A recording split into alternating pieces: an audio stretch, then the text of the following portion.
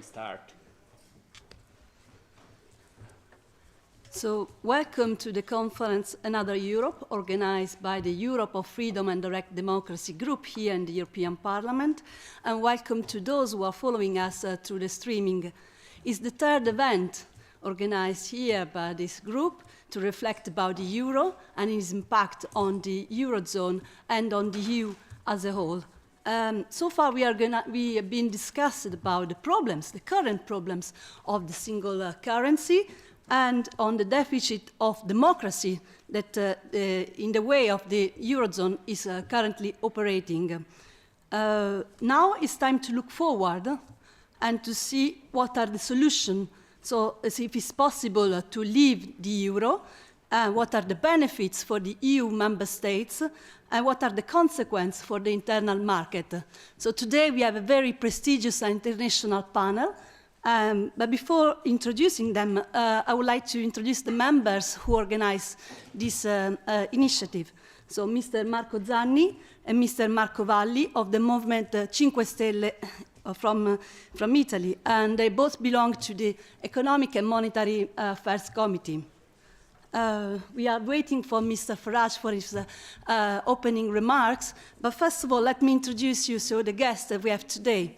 Looking at the debt crisis that has gripped the euro for more than 5 years now, the chief executive of the next fashion chain, Lord Simon Wolfson, launched a prize which is the second biggest prize for economics after the Nobel. And so today we have the winner of this prize, Mr. Roger Bootle. Is one of the best-known economists in the City of London and is the managing director of the think tank Capital Economics. Welcome. Mr. Bootle has won this prize with his team with a comprehensive study on the euro exit plan. And we will explain us in a minute how he broke this taboo. With us today, we have as well the Professor Gian Domenico Maione, Emeritus Professor of Public Policy in the European University Institute of Florence. Maione is considered one of the leading figures in the European Union academic scholarship. He held research and teaching positions in famous academic and European universities, including Harvard, Yale, Oxford, Rome, the London School of Economics, and the University of Pittsburgh. Among the books he published, I would like to remember Rethinking the Union of Europe Post-Crisis. Has the integration gone too far?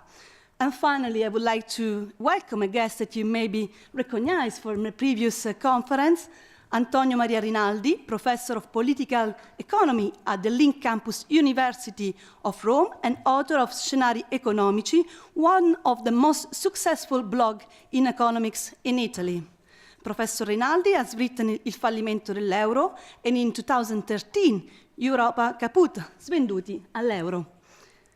So now I would like to give the floor to the chairman of Capital Economics, Roger Bootle, that will present us a possible way to leave the euro. And first of all, I would like to ask him, to who is more convenient to leave the euro, to the richest or to the poorest countries in the Eurozone? Thank you. Well, thank you very much, and thank you for inviting me here. In answer to your question, I think you're going to hear from my presentation that it's going to be advantageous for lots of countries to leave the euro, both rich and poor. Now, I'm going to talk about, as you've asked me to do, how a country can leave the euro and what the consequences of doing that will be. But before I get to that, I have to say something about why you might want to leave the euro. That's to say, what's gone wrong, because that will lay the groundwork for establishing what benefits are to follow from leaving the euro. And I want to go back to the beginning as to quite why the euro was formed. It is, of course, true that many people saw this as a political project and that it would bring political unity. And I don't wish to downplay that objective. Hasn't succeeded, of course, but that was the objective in many people's minds. But I think the key thing to understand is it was never at the beginning believed or proposed or argued that this political objective would come with a heavy economic cost. Never. The leaders of Europe did not say to their peoples, look, it's very important that we unify and hold Europe together and forge new institutions and close institutions, unfortunately, this is going to cost you a lot of money. They never said that. In fact, what they said was exactly the opposite. That's to say, they said, well, we're going to forge this euro, which is going to bring us all together and closer institutions, and it's going to bring us increased prosperity. It's going to be terrific. And various economists wrote in similar vein. The reasons why it was going to bring increased prosperity are amusing, really. It's all to do with price transparency. You know, if you wanted to know the price of a pizza, you could find that out instantly and compare it across Europe without having to use a calculator. Businesses wouldn't have to reckon with uncertainty, and there'd be a single European market in various financial institutions, a whole series of ways in which the advent of a single currency was going to bring economic prosperity, so they argued. Interestingly, it's only after the euro's economic failure that now the idea emerges, particularly in Germany, okay, it's cost us a lot of money, there are various things about it that we don't like, but it's a price worth paying. Never was that argument put before the euro began. So right at the very essence of this project, I believe, the leaders of Europe have perpetrated a fraud on their people. That's to say, the idea this is going to bring prosperity. Now, I've mentioned quite how, in theory, it was supposed to bring prosperity. In practice, of course, things worked out very differently. What happened is that, as many economists at the time warned would occur, the peripheral countries, that's to say Ireland, Portugal, Spain, Italy and Greece, and I'll refer to them in future just as the peripheral countries, continued to inflate faster than the core, with the result that they became uncompetitive. That's to say their price, cost and wage levels became higher than was true in Germany, Netherlands, various other countries, and as a result of that, their trade performance deteriorated and their economies slid into depression. Now, I think a lot of people, especially non-economists, don't really grasp how exchange rates are supposed to work, and why should they? They think this business about having your own currency is all about having some national symbol printed on the notes, and that it doesn't really matter to have your own currency and therefore your own exchange rate. But I'm afraid there is something quite profoundly important about having your own currency and the ability to change an exchange rate, and it is about the ability to vary your costs and prices compared to other countries. Exchange rates are quite simply the link between one country's money and prices and others. If you like, they act like a hinge. Now, if all prices and wages were perfectly flexible downwards as well as upwards, you wouldn't need exchange rates. They're an alternative to price flexibility. Wanting to retain exchange rates is the result of recognizing that wages and prices can sometimes get out of line in one country as compared to another, and that you can't easily, that's to say costlessly, force them back into line again by depressing your own wages and prices down. You can't easily do that. If you try it, you'll end up with very adverse economic conditions and perhaps a depression. That's the wisdom that economists have learnt over decades and decades. It was the experience of the 1930s. Sadly, Europe seems to be having to learn this lesson all over again. Now, before I get on to quite how you leave the euro, let me say something to back up, or rather show you something to back up the points I've been making about the euro's comparative economic failure. This chart shows GDP in a range of countries and economic areas going back to the beginning of the financial crisis in 2008, and it puts GDP of those countries equal to 100 at the beginning of 2008, and then compares what's happened since. Now, the best performing of the countries in this group during that period is Canada, where output is about 11% up from where it was at the beginning of 2008. Then comes the US, then the UK, which initially did badly but recently has recovered, and along the bottom there, the Eurozone and Japan, which have staged virtually no increase in GDP at all since the beginning of the financial crisis, and they're far, far below the performance of the other economic areas. I guess you all know that things in the periphery are a good deal worse. Obviously, Ireland has been recovering quite sharply recently, but the other peripheral countries have shown very little recovery. Greece there on the bottom, with GDP down by some 25% since the beginning of 2008. By the way, during that period, over which Greece's GDP has fallen by 25%, China's has risen by 80%. China up 80, Greece down 25.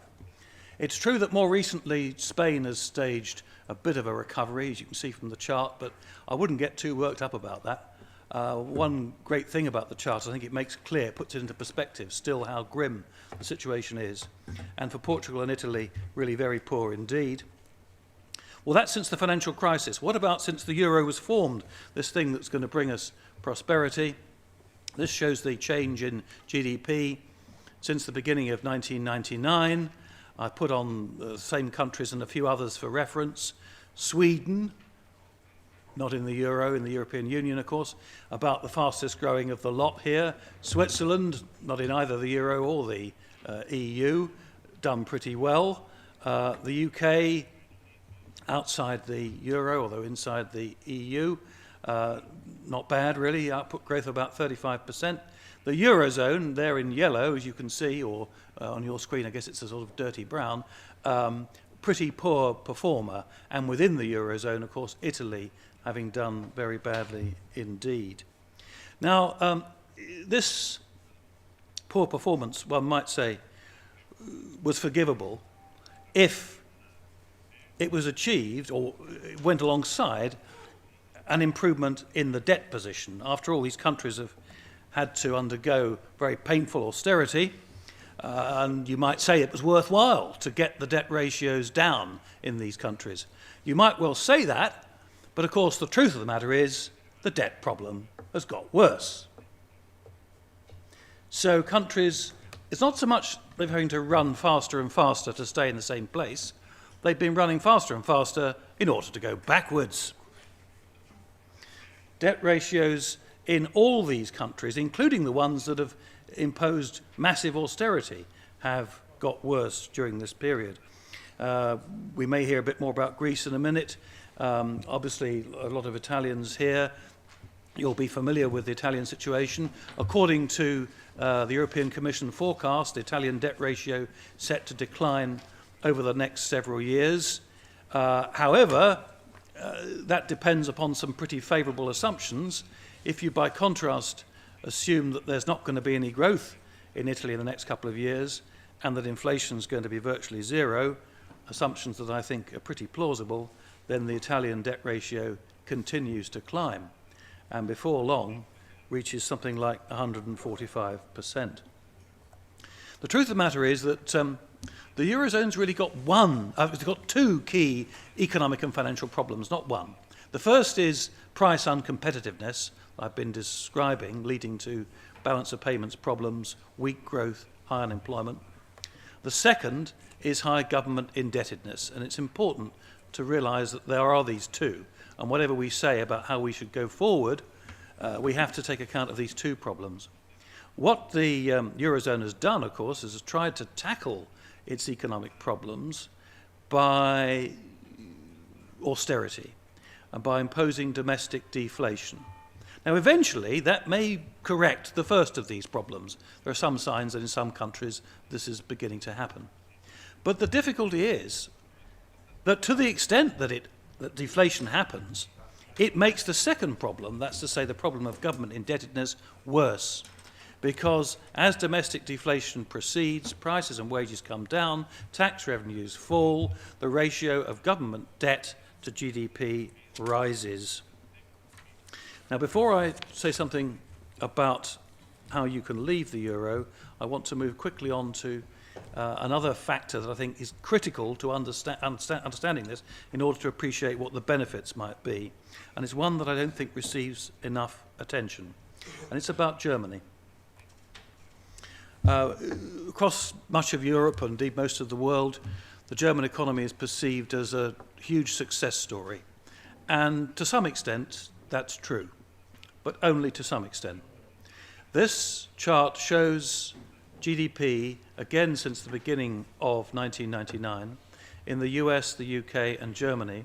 And Germany's the red line on the bottom. Since the euro was formed, on a global scale, Germany has not been an excellent performer. Its growth has been comparatively slow. Secondly, during this period, its economy has become increasingly distorted and unbalanced. It's now running a huge surplus on its current account, excess of exports over imports, running at about 8% of GDP. So the growth overall has been slow, comparatively, and within the growth overall, it's done extremely well at net exports, selling goods to other countries. By contrast, if you look at how Germany's consumer spending has behaved, this is deeply shocking. Again, since the euro was formed in 1999, US and UK at the top, Germany at the bottom. During this period, since the euro was formed, German consumer spending in total is up by not that much more than 10%, as compared to something like 40 and 45% in the UK and the US. Now, it's widely believed this is because those very careful Germans don't spend very much, they're always saving. Well, it's not really true. What's happened since the euro was formed is that the German savings rate has remained pretty constant. I mean, it's a high rate relative to some other countries, but it's remained pretty constant. Why have the Germans not increased their spending very much, consumer spending? Well, it's quite simple. They haven't been earning very much. German companies haven't been paying them very much. This shows real compensation per employee in a range of countries. And again, Germany is on the bottom in red. Since the euro was formed, real compensation per German employee has hardly risen at all. I'll come to the connection with the euro in a moment. Again, let's think about the relative shares of profits and income for labour, income from employment. I've marked on again when the euro was formed here. What's happened in Germany is that the profit share has ballooned and the share for labour has contracted. Now, why? Why has all this happened? Well, it's happened because the benefits of increased competitiveness in Germany, that's to say keeping the costs down, keeping the wages down, have gone to German companies without being passed through to German workers. And then they haven't spent very much. So German consumer spending growth has been very weak. So German economic growth has been quite weak. So economic growth in Europe as a whole has been quite weak. Two other quick charts that I think help to ram this home. Again, it's widely believed that before the euro, Germany ran a huge current account surplus. It's not true. It is true that Germany always had a tendency to run a huge current account surplus, but exchange rate changes prevented this from being realized to a major extent. What happened was that the Deutschmark was periodically revalued upwards, and other currencies, including the lira, the pound, the franc, the drachma, the scudo, went down. And this change in the exchange rate prevented the incipient tendency of Germany to run very large surpluses. It prevented it from being realized. And within Germany, what this did was it kept down prices in the shops, transferred income from German companies to German consumers, and ensured, therefore, that German consumer spending growth was pretty reasonable. So here I've got the current account surplus before the euro, after the euro. Now look at German consumer spending growth before the euro and after the euro. Before the euro, actually, German consumer spending growth almost at Anglo-Saxon levels. So, how has the euro depressed Europe? Well, the conventional answer that people give is because of what it's done to the periphery. And that is, of course, it's true. Poor competitiveness and fiscal austerity in the periphery has diminished growth there, and that's diminished aggregate demand over Europe as a whole. But the second reason, which I think is at least as important, is what the euro has done in Germany and in the Netherlands. That's to say, it has allowed these countries to carry on living off aggregate demand created elsewhere. And before the euro, Exchange rate changes prevented that from happening. And of course, moreover, the weakness of the Eurozone has then depressed non-Euro Europe as well. It's harmed the UK and other countries doing trade with Europe. So what's happened is the euro has evolved to become a deflationary system, much like the gold standard in its closing decades. So given all that, how do we get out of it? I should say, by the way, that for the early years of the euro, of course, the prevailing wisdom was that it was impossible, it was technically impossible for a country to leave the euro. And this fiction was maintained over many years by Europe's leaders until at one point President Sarkozy and Chancellor Merkel let the cat out of the bag by suggesting that a Greek referendum would be a vote on whether Greece was going to leave the euro. And increasingly since that date, it's now pretty clear that countries can leave the euro. Indeed, the German finance minister, Herr Schäuble, was even advocating it not many weeks ago. So this thing that was supposedly impossible apparently isn't impossible after all. How would you do it? Right, well, it's going to be messy. And by the way, it's important to bear this in mind. Every so often when I talk about this question, someone or other says, oh, but if you do that, then there'll be this problem, or there'll be that problem, or someone will lose something. And I have to say to them, look, I'm sorry, what are you comparing this against? Are you saying that the current situation isn't messy, that people aren't losing something, including all those people in Greece who don't have jobs? You know, there's not a perfect answer to this which can get you out of this without someone losing something. It's messy. But how would you do it? Well, first of all, if you can, it's best for the plan to leave the euro to be hatched in secret. By in secret, I mean to keep the numbers of people in the central bank and the government and the treasury as few as possible who know what's going to happen. I say if you can manage it, because you may not be able to manage it. The point about doing it in secret is quite simply to avoid destabilizing behavior of individuals and companies and financial markets once the news gets out. Now, you may not be able to manage it.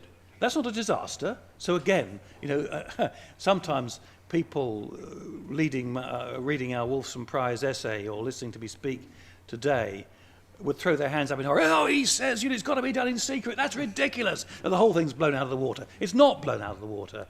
If the secret gets out, you can still do the thing. It's just that you have to impose controls to prevent the destabilizing behavior. You have to put limits on the ability of people to withdraw money from banks. You have to impose capital controls, which, other things equal, you would rather not do. So best to do it in secret, but if you can't, you'll have to impose controls. Then what do you do, particularly about the fact that there are no printed notes and coins in drachma or lira or Deutschmarks or whatever?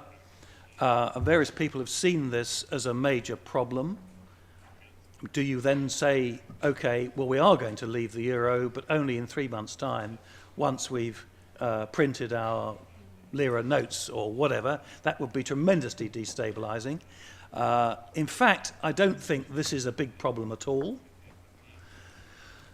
What needs to happen is that at the point of departure, and I've called it D-Day, the government, let's say for the sake of argument, the Italian government, declares the redenomination of all domestic contracts and deposits into the new currency. It simply says, and it has the legal power to do this, those deposits or that agreement or whatever, which yesterday said that X was 100 euro, is now 100 lira. It's as simple as that. Now, various people say, what would the exchange rate be between the new currency, let's say new lira, and euros? I don't think this is an absolutely critical question as to what the conversion rate is, but I think it would be extremely convenient for the rate to be 1 for 1. Now, the reason why it's convenient is that if you think about people and companies, this is a very worrying time. It would be over this period of withdrawal, very destabilizing. You don't know what's going on. You're quite fearful. If suddenly the exchange rate, the conversion rate were hundreds to one, you wouldn't have any recognition of the prices, that you wouldn't be able to work your way through things. By contrast, if the exchange rate, the conversion rate, is 1 for 1, then it's the same price, it's the same number. People are paid the same numbers, they have the same number of units in their bank deposit. All these figures are familiar, it's just that they're in a different currency. Now, don't get the conversion rate confused with the exchange rate. The conversion rate is simply the rate at which the government declare old euros, now new lira. The exchange rate is the rate that the markets will exchange your new currency for other currencies on the exchanges, and that will not be 1 for 1. We don't know what it will be, but it won't be 1 for 1. If you declare 1 for 1, the markets are likely in this context to, I don't know, it might be 20%, 30%, up to 50%, perhaps. It might be 1.5 to 1. We don't know. That is not a problem. That is the essence of the solution. That's what you should want. The markets, in taking the currency down on the exchanges, effect an alteration in the relative level of your prices and wages compared to those abroad, in a flash, just like that, as a certain British comedian used to say. Just like that. Bang. Not umpteen years or decades of painful deflation. No, in an instant, bang, gone. In an instant, these countries regain their competitiveness. Now, there is this problem that instantly new notes and coins are not available. So what do you do? Well, for the majority of large transactions, there's not a problem. Companies don't anymore pay their big companies, their workers in bundles of notes, do they? They pay them by bank transfer. Well, that continues. It's just that these wages and salaries are paid by bank transfer out of deposits that are now called lira rather than euros. And individuals do the same. They transfer money, bank money, either by instruction or by using debit cards or credit cards. It's true that there will be a problem with small transactions where you don't want to use a card or a bank transfer. The thing which just you might buy for a few euros, your cup of coffee or your newspaper or whatever. So what happens with that? Well, I think you'd have to have a messy solution. I think what would occur is that probably people would continue to use euro notes and coins for small transactions. And they might use other tokens or build up credit with regular suppliers. But one way or another, I think this problem can easily be overcome. I don't think it's a serious difficulty. I talked about the exchanges. This is a big question. That's to say, how far would a new currency fall on the exchanges? I say we don't know, and I've said it's part of the solution rather than the problem. Having said that, it can, of course, go too far. And this is a sense in which some people in particular have questioned whether Greece could successfully exit the euro, because they say all the signs are that the current Greek government and maybe previous Greek governments can't run the country. They can't run Greek monetary affairs. And accordingly, if they got their hands on the printing presses with a new currency, then frankly the markets would say this is going to be an inflationary disaster, and the new currency wouldn't be 1.5 to 1, it would be 2 to 1, 3 to 1, or whatever. And that does remain a risk. The way to counter it is that a government that's withdrawn from the euro has got to behave responsibly, it's got to construct an economic program that's appropriate to the new situation. Leaving the euro gives a government much greater freedom. It does not give complete and total freedom. Having left the euro, a government is not able to do anything and get away with it. There has to be an element of discipline and self-control. And given that, then the gain in competitiveness that's been forged by leaving the euro will remain and will bring a trade improvement and bring an improvement in the economy. There are a series of things that can be done. I'm not suggesting that all of these things need to be done necessarily straight away or in all cases, but I think it's a good starting point. introduce a regime of inflation targeting, saying to the markets, therefore, that you are going to try to control inflation, impose a tough set of fiscal rules, not necessarily as tough as the last lot, by the way. You can relax to some extent, having left the euro, but the key thing is you can't relax to any degree possible.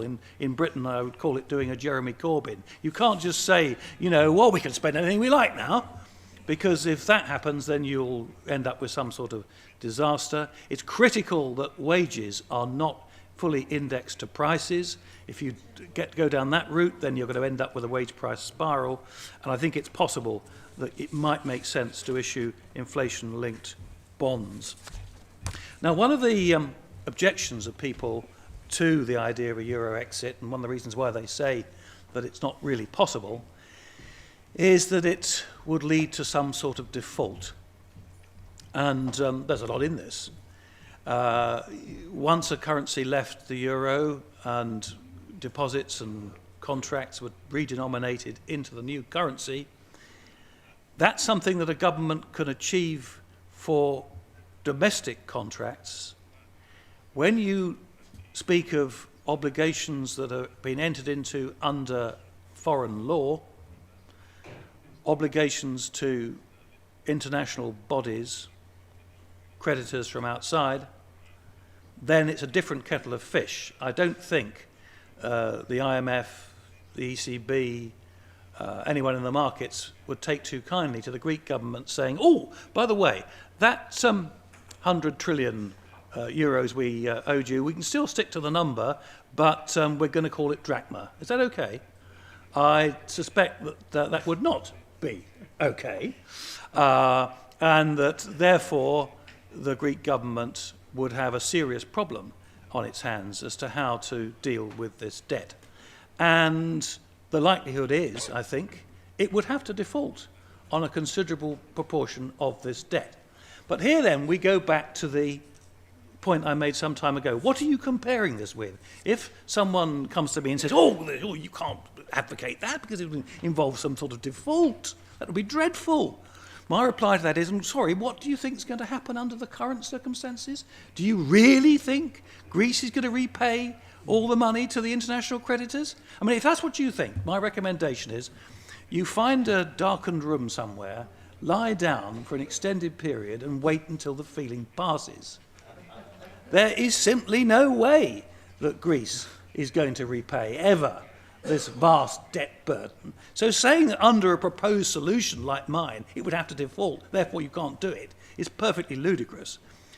Greece's position, the real position for repaying debt and servicing debt, ultimately, as with everyone else, depends on the health of its economy. If leaving the euro would stand a much better chance of getting Greece back on the path of growth and prosperity, then there would be a much better chance of repaying a higher level of Greek debt. The way forward is not to say, to put your head in the sand and say, oh gosh, they owe us all this money, what about it? We can't do that because that will involve a default. This is nonsense. Now, another objection, or rather different sort of objection to the idea of leaving, is a legal one. Various people have said that it's legally impossible to leave the euro. Now, I'm not a lawyer, but we've consulted various people who are, bless them, in the City of London. And I have to say, I don't think this argument really stacks up. The word irrevocable is an interesting one. But it's quite clear, as I say, from the fact that the German finance minister seems to be proposing an exit, that he doesn't quite think it's necessarily irrevocable. And most importantly, our advice from the top lawyers in the field is that leaving the euro does not imply having to leave the EU. But in all these cases, it seems to me we've got to face the fundamental reality of what this is about. I do find law in these circumstances really rather unhelpful, European law. Where was the legal requirement that the Irish should be compelled to go on voting in a referendum until they gave the right result? Where was the legal basis for that? In practice, the European Union, I think, takes a very loose-handed and flexible attitude to the law. which may or may not be right. But it'd be rather odd, I think, if in this case, sitting on their high podiums, some judges somewhere or other pretended to decide the fate of millions of Europeans. In the end, as I've said here, politics trumps the law, and I'm afraid economics trumps politics. If the essence of this thing is that leaving the euro can bring European prosperity, then believe me, it can be done. Whatever the lawyers say, or rather whatever one set of lawyers say, the recommendations always speak to another set of lawyers. So, my conclusion. The euro's been a disaster. Interestingly, it was completely unnecessary. You didn't need to have a currency union to have the EU. This was a nonsense. It could have carried on perfectly well without that, which is why I call it an unnecessary disaster. In North America, virtually no one who wanted to go ahead with NAFTA was going to suggest that the US should forge a currency union with Mexico, let alone actually form a political union with Mexico and Canada. It's perfectly possible for countries to leave the euro, and if they do, they have a golden opportunity to regain competitiveness. Now, I've said a golden opportunity. These are the right words. It doesn't mean to say they can't make a mess of it. It is possible to leave the currency union, devalue, regain monetary sovereignty, and make a complete mess of things, land up with a much higher rate of inflation with no gain. That's possible. But equally, there's a real chance of doing the opposite, a golden opportunity to regain competitiveness. I've also said, and this I think is important, in my view, the reason why the euro has been such a disaster isn't only to do with the problems of the periphery. It's also at least as much to do with what the euro has meant for German financial policy. It's enabled the Germans to do what, if you like, the German system was trying to do before the euro, that's to say, save too much, export too much, live off aggregate demand created elsewhere. It's enabled the Germans to do precisely that, whereas the Deutschmark kept that tendency in check. The Deutschmark is in many ways, I think, the unsung hero of all this. Now, as countries leave the euro, these processes go into reverse. Now, I wouldn't pretend that one country leaving would make a huge difference, certainly not Greece, although actually Italy leaving might make a big difference. Very important industrial and commercial country, and one where the Germans have traditionally been very sensitive to competition from Italy. But if a group of countries left the euro, what I think this would do is it would harm German exports quite considerably and boost German imports. And I think it would put enormous pressure on the German government to alter fiscal policy, and about time too. Because they wouldn't be able to guarantee prosperity by having an export surplus, they'd be forced to generate domestic demand themselves. And what's the upshot of all this? Well, it's quite simple. I think the breakup of the euro is the most important requirement for restoring prosperity in Europe. I go around the world talking to investors and other people, and they say to me, oh gosh, aren't you worried that there's going to be a euro crisis and that's all going to cause us a terrible problem? I say, no, what I'm really worried about is that things will carry on exactly as they are. And we know then what the consequence will be. That's to say, continued European misery, high rates of unemployment, and low rates of economic growth. Thank you very much.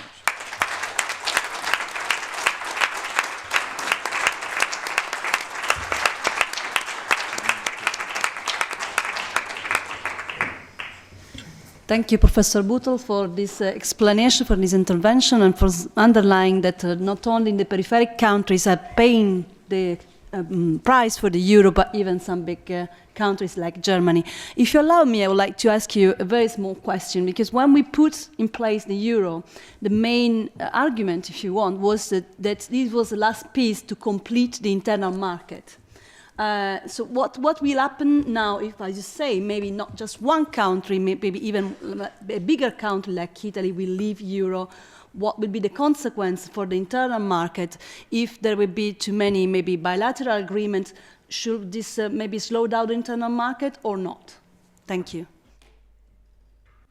I don't see any reason why it necessarily should. There's always a danger, of course, that things could get out of hand. but I see no reason why it should. The single market is mainly about market access and regulation.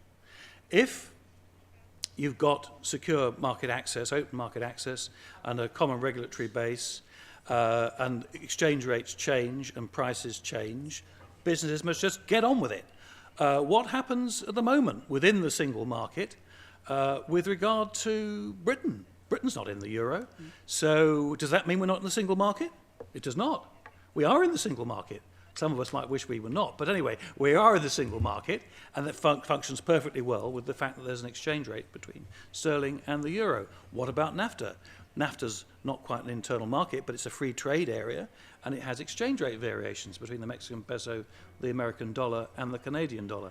I think all along this has been a misnomer. It's been another one of those things that have sort of crept into the European conventional wisdom without really being thought through. The euro would bring prosperity. Bound to be true, so people thought. You've got to have exchange rate fixity in order to complete the single market or the internal market. It's just not true. So I don't see any logical reason why we couldn't end up with the same effective internal market in Europe, even though there were exchange rate variations. Questions from the floor? Yes, Mr. Finch. Yes. Thank you very much, Madam Chair. Mr. Bootle, do you... I believe that the euro is essentially being used now as a tool to create a captured market for the German economy.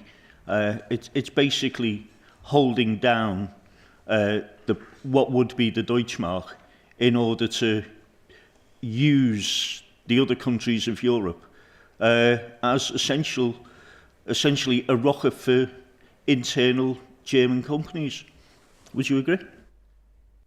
No, I wouldn't agree. I think a lot of people believe that, and every so often when I present in Germany, which I do, and as you can see, I've managed to escape alive so far, a lot of people in the audience, whether they're, as it were, ordinary people or senior industrialists, make a similar point to the one that you're suggesting. That's to say, if there weren't the euro, then the Deutschmark would soar on the exchanges and we'd all be an awful lot worse off. I don't believe that's true for two reasons. First of all, although it's difficult to sometimes persuade Germans of this, the end of economic activity is not bigger export surpluses. It's actually, what we're told, it's consumption. It's having a good time. They don't seem to get this. Right? So, yes, okay, Germany has had bigger export surpluses, bigger current account surpluses. Whoopee! Eat them. Live in them. What are you going to do with them? What's happened to German consumption during this period? Well, I showed you. It's hardly risen at all. The average German worker is not better off because of the euro. He's worse off because of the euro, actually.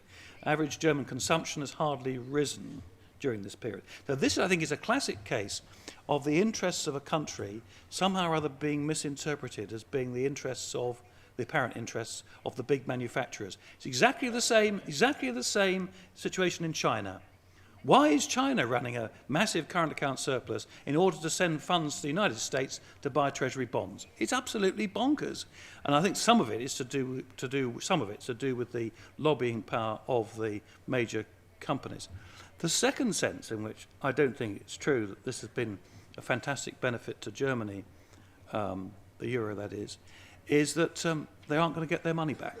So caricaturing what's happened recently is, because of the euro, the exchange rate's been kept down, so Germany's sold lots of nice Mercedes and BMWs to Greece.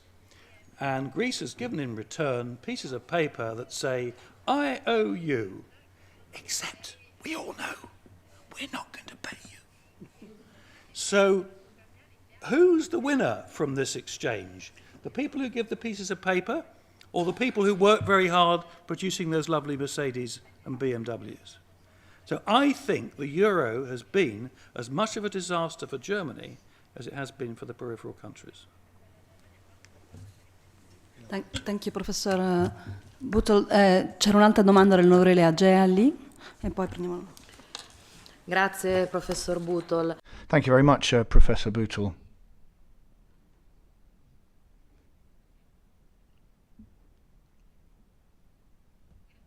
Thank you very much, Professor Bootle. Thank you very much for your presentation. I do have a question, or perhaps it's more a request for more information. I deal with the world of work here in the European Parliament. Now, what will happen to salaries?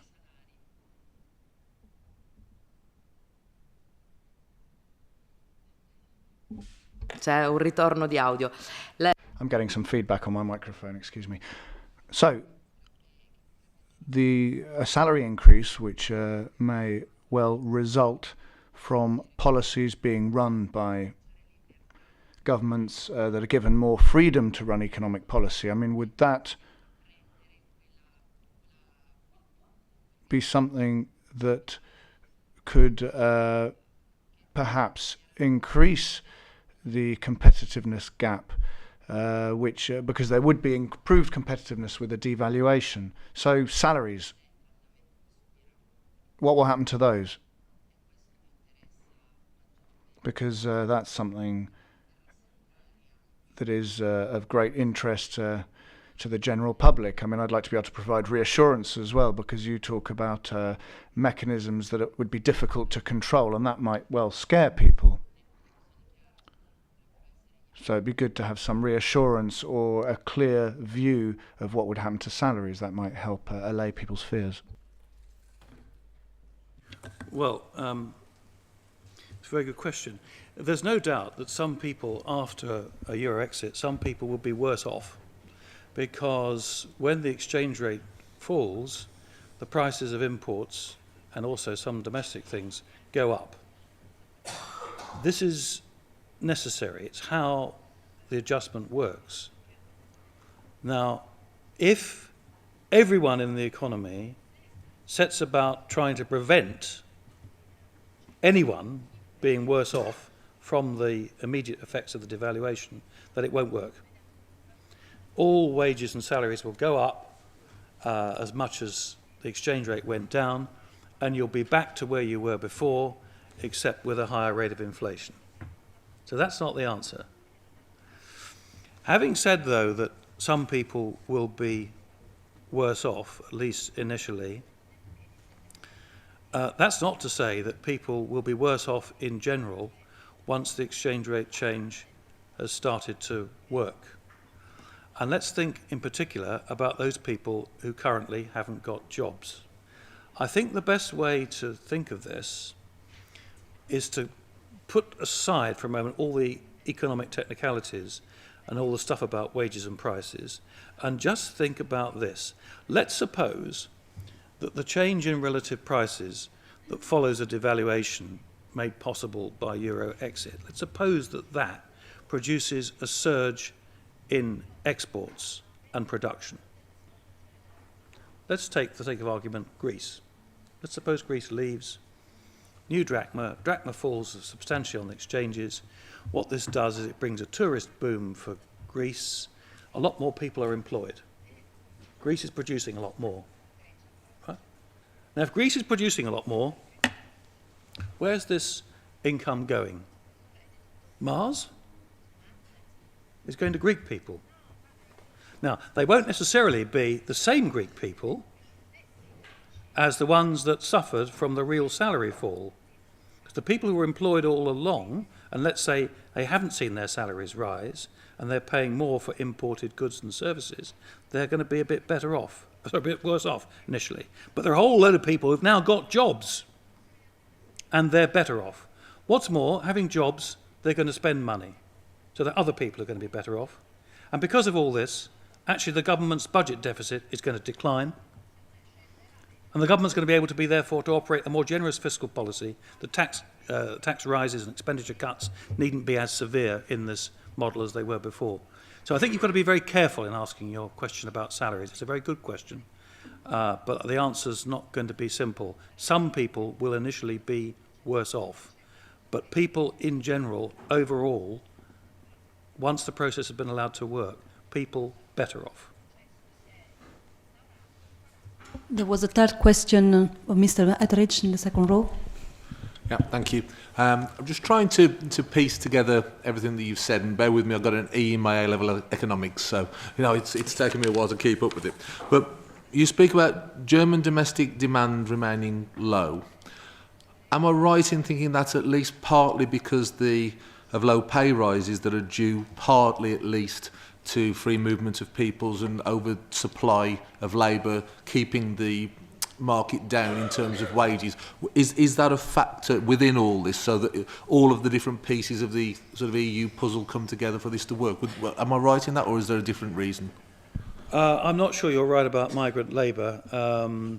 I mean, that's come to be a larger scale issue very recently, whereas I was talking about things going back over a long period.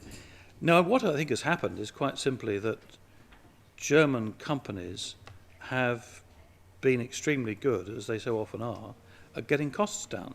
That's the natural state of affairs. That's what they work at.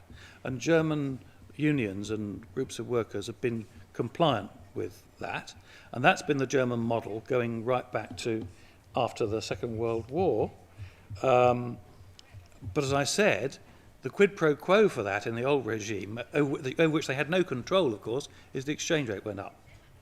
And as the exchange rate went up, that reduced company profits, kept prices down in the shops, and kept the share between profits and labour more or less constant. Whereas now, without the exchange rate, the German companies carry on doing what they've always done, let's say keeping the costs down. They're very, very good at it, but there isn't the mechanism to keep it restrained and ensure that workers get paid a lot more. I mean, the figures I showed on what's happened to German compensation, to use the American word, that's to say wages and salaries, are shocking. And since the euro, up by not much more than 10% in real terms. It's extraordinary.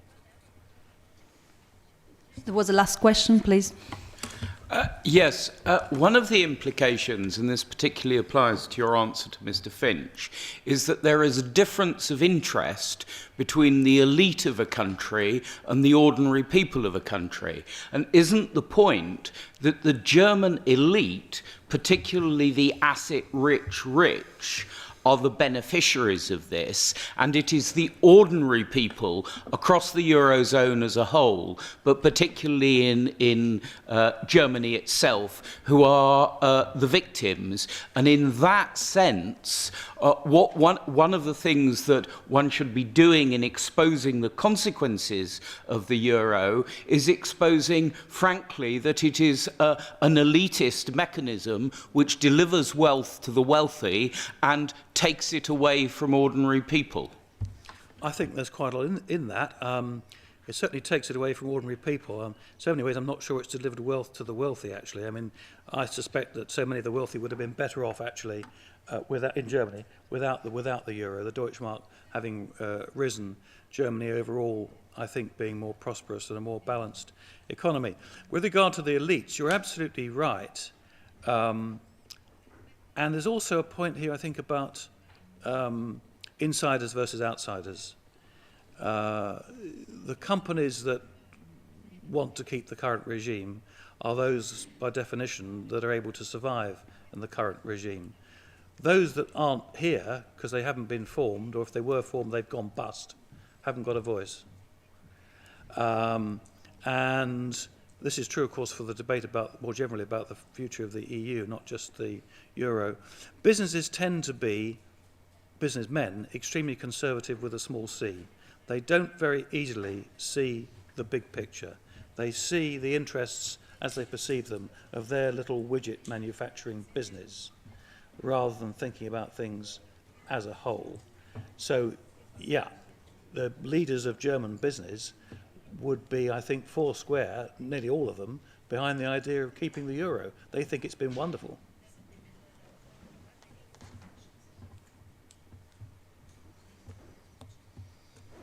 Thank you, Professor Bootle. If you don't mind, I will switch to Italian now to introduce the next guest. Professore Maione. We've got Professor Maione here now. Now, leaving the euro is a de facto political choice. Professor Bootle was talking about the Greek crisis and how that's changed the atmosphere a little bit, but do you really believe that member states are ready to take a step back? Grazie, in un certo senso lo stanno già facendo. Thank you. Well, to a certain extent, they're already taking steps back, but prior to going into my presentation, there are a couple of issues I want to bring up. I mean, what's gone wrong in the European Union, and then I'm going to look at the future. Now, prior to going into these two complex issues, I'd like to add another question mark in here on Mr. Bootle's presentation, which was extremely useful, very enlightening. Now, we currently have the Treaty of Lisbon.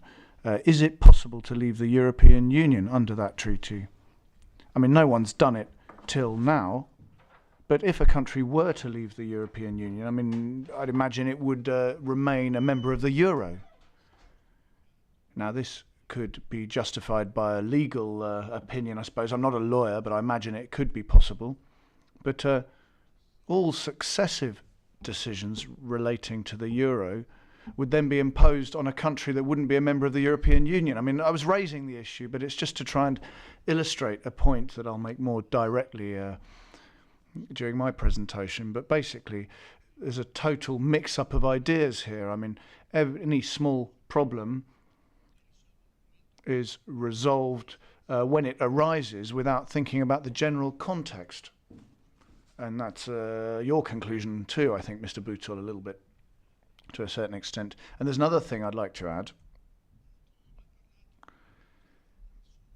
Mr. Bootle didn't mention a proposal made by Mr. Soros a few years ago. It was in the Spiegel, but also in other newspapers. And the proposal related to the fact that if Germany didn't want to support countries such as Greece, Portugal, or perhaps even Italy, well then perhaps it would have done better to withdraw from the single currency.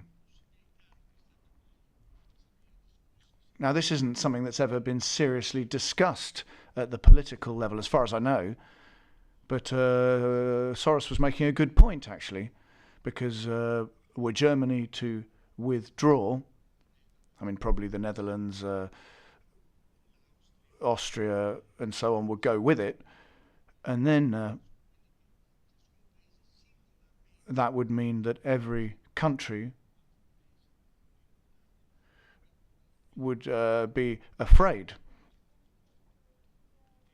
for the future, apart from perhaps the 3 or 4 biggest countries. So that was just a point I wanted to raise because it's worth reflecting on.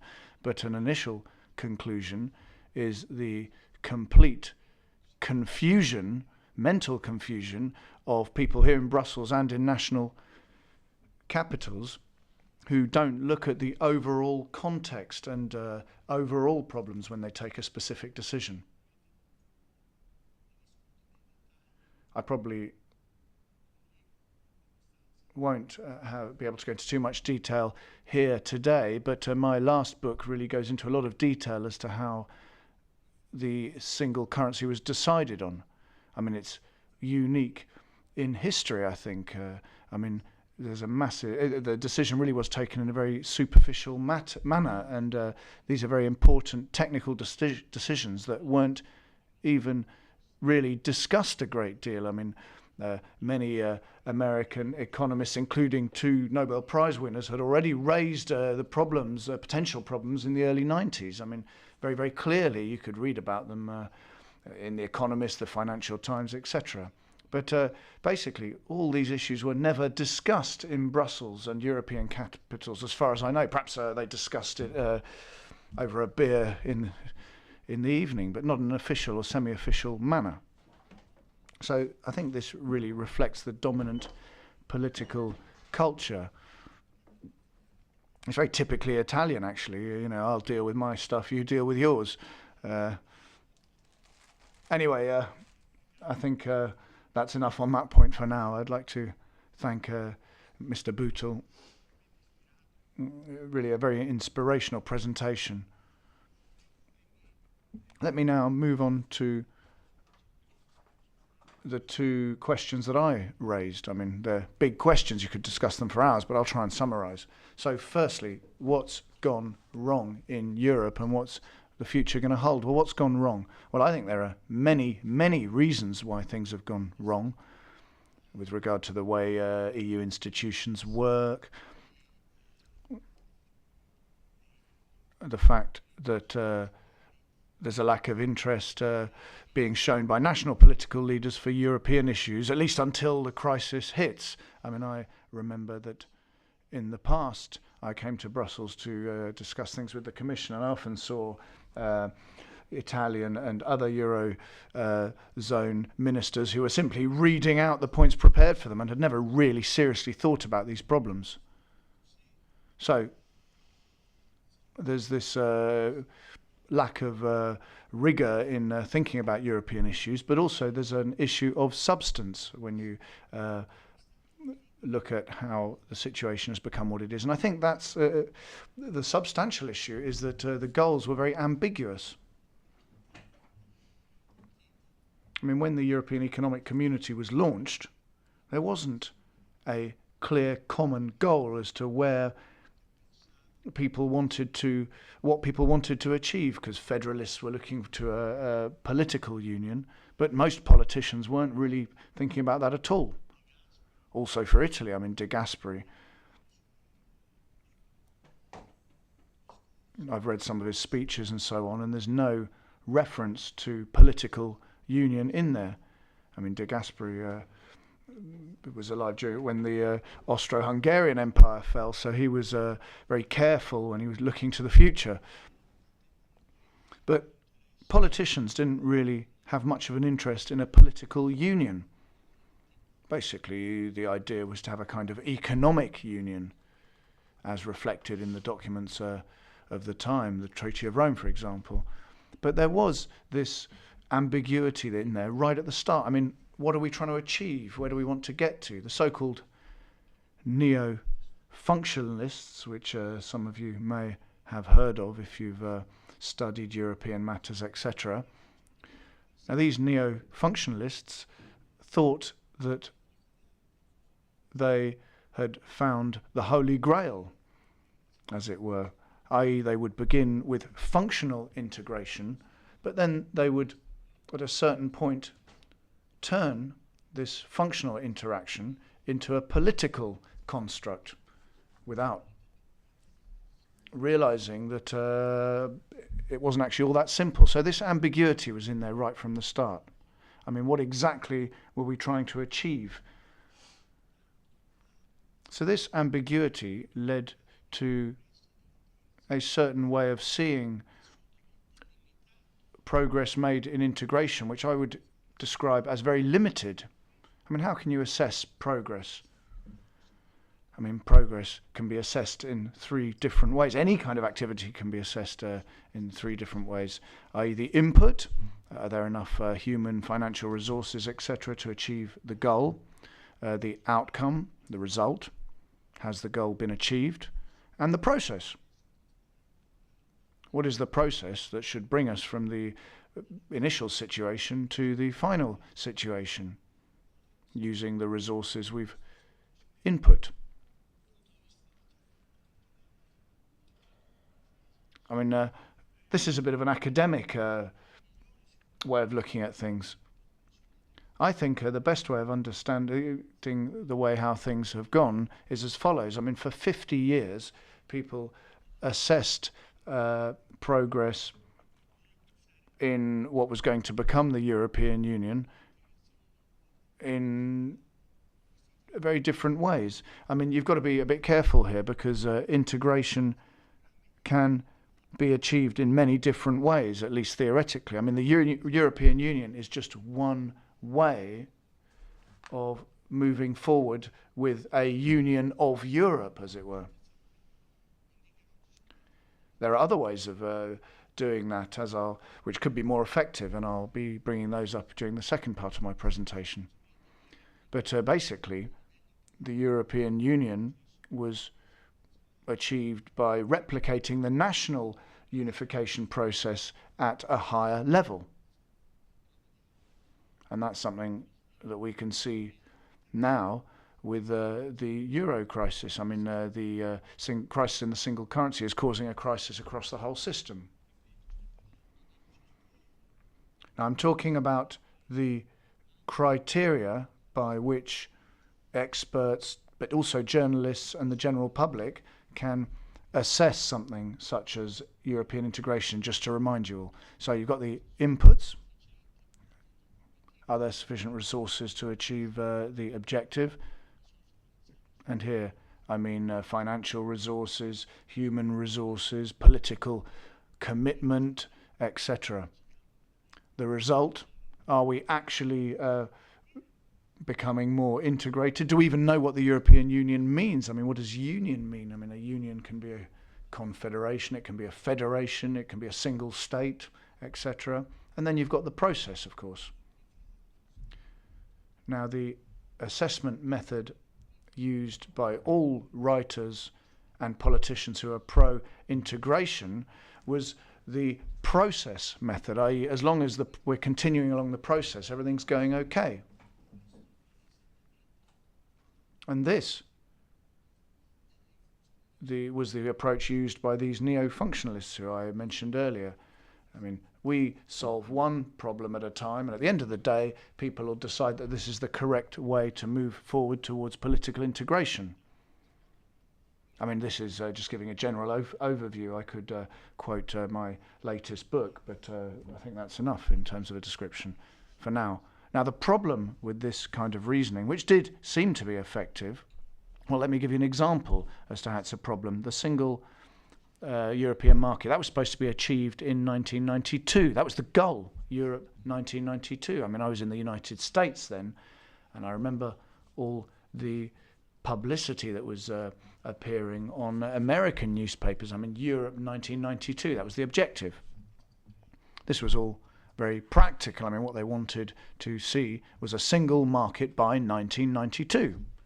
It's 2015 now, and we're further away from a single market than we were in the 1990s. And why is that? Well, the reason is very simple. It's something that probably could have been envisaged at the time, i.e. that the service sector is continuing to expand. In the United States, the service sector makes up 80% of GDP. But even in Europe, it's makes up between 75 and 80%, depending on the country. So services have become absolutely dominant when it comes to national wealth production. Now, as you can imagine, services, or as you know, I'm sure, services are regulated to a massive extent at the national level. So that's why we're further away today from having a single market than we were in the 1990s. So that's just to try and show how far we are from goals that at the time were seen as realistic objectives that should be achieved by a certain date. So there was a great deal of optimism at the time. And one of the first chapters of the latest book I wrote talks about this excessive optimism that has historic precedence. But all of that was due to the fact that there was no criterion to assess what was going on in Europe that the general public could understand. I mean, it's important because at the national level, the general public does have some idea of what's going on, what the government's doing, what opposition parties are doing, etc. But at the European level, there wasn't really a criterion that could be understood in that way. I mean, and that was because the criterion that had been set out was the process. What was important was the process that was being undergone.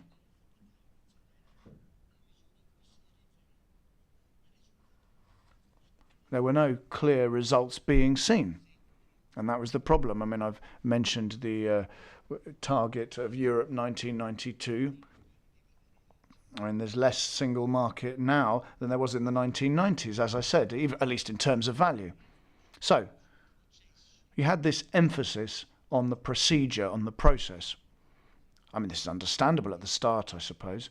You can't expect to see the end of a process right at the start, but after 50 years you might expect to see something. So that led to a change from process-based to output-based assessment, and that was what happened with the monetary union.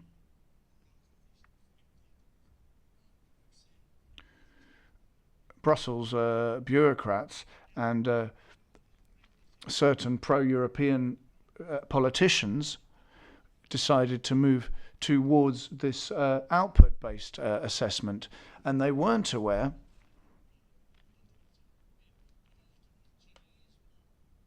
and what they wanted to do, what they weren't so much aware of was all the cynicism that was around. Now, these are things that you see a great deal of now in the media, in the papers, etc. But all of that was unthinkable in the 1990s. There was complete optimism surrounding the European project. I mean, I spoke of a political culture of total optimism in my book because it seemed that everything was going perfectly. I mean, perhaps there was the odd delay. I mean, it was taking a little bit more time than expected, but the point was that everything was going very smoothly. And all of this was possible because there wasn't a clear final target, or even a clear intermediate target, which people could say they were close to achieving. There was just this idea of the process. The change to a monetary union produced many changes in political and economic terms, but in my opinion, the key change was that it gave your man in the street, any member of the general public, the opportunity to assess what was going on at the European level on their own terms. I mean, previously no one really knew. I mean, is there a single market? We're being told there is one. Well, all right, perhaps there is one. China, for example, believed it as well, but in service it didn't happen. The speaker's interrupted. Professor, do you see any objectives now? Because the Lisbon Treaty did try and set goals on employment, etc. I mean, do we now have clear objectives? Yes. Yes, there have always been tangible objectives. I mean, otherwise it'd be impossible to pass any kind of legislation apart from anything else. But you need to have a kind of final goal also at the national level. I mean, you know, you have certain objectives, national sovereignty, etc.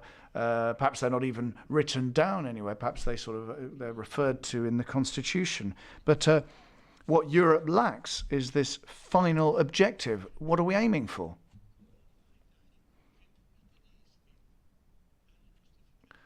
The Germans, for example, German political leaders justified monetary integration, which, as you probably know, most of the German electorate was against. I mean, they were very much in favour of the mark. But the justification given was that this is the final step we'll be taking prior to moving into a political union. Now, obviously, political union didn't happen.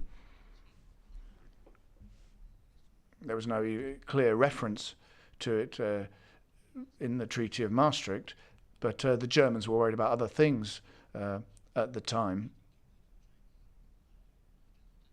i.e. the fall of the Berlin Wall, the reunification of Germany, as Mr. Bootle mentioned, and so they had other things to think about, so they accepted the Maastricht fait accompli.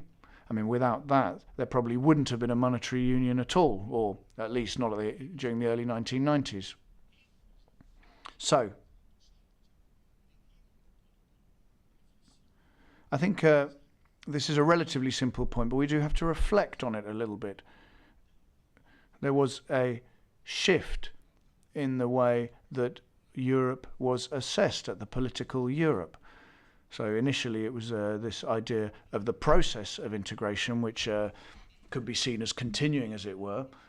And the shift was to look for results after these 50 years. I mean, the results were achieved with the single currency, but they weren't the results that people wanted to see. And that's why we see this crisis, this political crisis. The reason is this change in the criteria for assessing what's going on in Europe. I mean, that's why there are so many political parties, also in the European Parliament, that are very critical about what's going on. I mean, 10 years ago, these parties were really on the margins. It was a very limited phenomenon. Now it's become much more significant because people are becoming aware that things haven't gone as they were promised they would go. So you can see the problem here. Either we carry on this same path, deepening integration and going for political integration as well, and leaving some behind, or there's a problem. I mean, there are some academics and lawyers, etc., who see two Europes emerging already, the single currency and the rest of Europe. I mean, you can go into greater depth when it comes to the distinctions between the various groups, but there are major differences already between members of the single currency and other members of the European Union. I mean, let's look at, for example, Sweden, Poland, the Czech Republic. These are countries that could become members of the Eurozone. I mean, certainly Sweden, but I think perhaps Poland as well could satisfy all the requirements under the treaty to become members of the Euro, but they've explicitly stated that they don't want to become members. They have said that they won't become members unless there's a super majority in their national parliaments or a referendum. So they've very clearly said that we're not going to go along with the requirements of the Treaty of Maastricht. We are going to decide based on the opinion in our member state.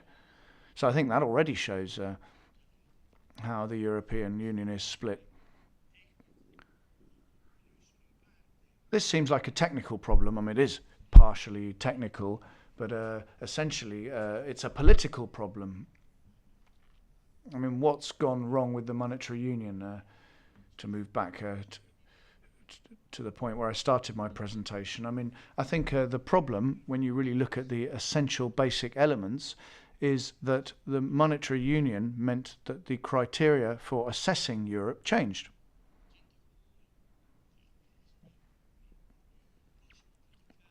Your man in the street and experts as well can judge the European Union based on results, on output rather than process. I mean, I don't want to go on at too great length here, but those of you who know something about assessing public policies will know that this is important. Thank you very much, Professor Maioni. There was a question, please. Avrei ancora la seconda parte, ma I've still got the second part of my presentation. No, let's take some questions first. You used the phrase replication of national unification, but actually the process of national unification was very different across different European states. And isn't the actual point that the EU model is the Italian-German model as done by Cavour and Bismarck, which is totally different from what happened in the UK, France, Holland, Spain, Sweden, etc., and that this German-Italian model, which is an elitist model, is the one that is being followed, and that is what underpins the fact that it's all such a damn mess. thank you very much. I was wondering, I was smiling, because you must have seen my paper that I didn't publish yet, so I don't know who gave you the draft. Because I wrote a point exactly on that. Basically, I agree. The only distinction I make is between, for example, between the Italian and the German.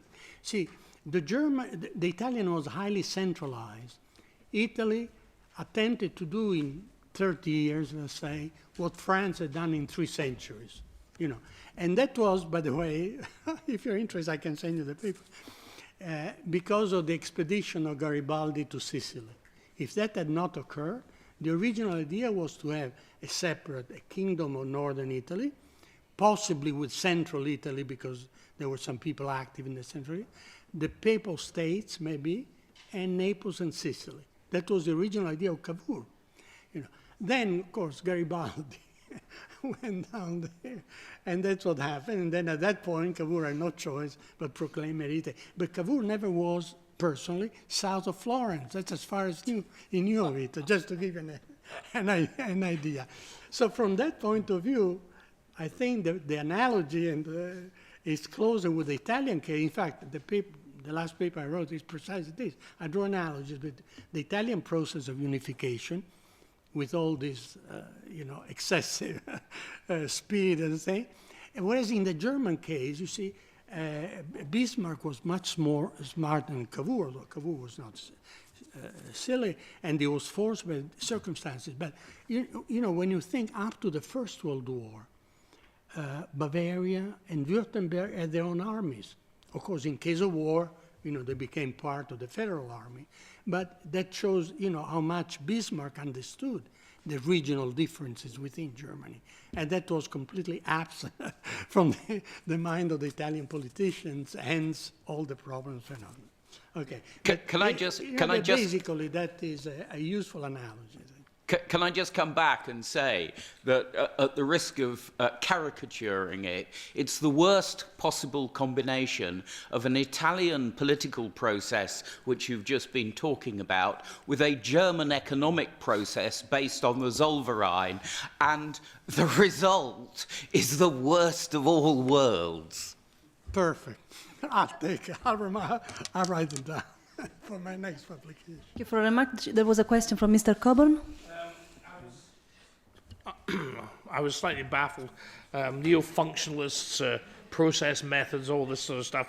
All this sort of Euro jargon is what I'd describe as navel-gazing dressed up in academic gobbledygook. I don't think ordinary people are interested in this. I think ordinary people want plain government where they can get a hold of the politicians by the scruff of the neck. And quite frankly, pan-European government is far too big, and there are too many conflicting views. I mean, I presume that's what you're trying to get at, but it was fascinating the way you got to it. But I fully agree. Yeah. Okay. No problem. Can I conclude just very briefly? Professore, faccio io una domanda, se per... Professor, I've got a question for you, if I may. You talked about the superficial way in which the euro was adopted. I mean, this is something that President Juncker recognized. He recognised that at the start, when the euro structure was set up, some things hadn't been envisaged. Now we've had the debt crisis, many reforms have been carried out very rapidly, strengthening the role of the euro group, but also the fiscal compact. I mean, are these reforms going in the right direction? Are they dealing with the problems?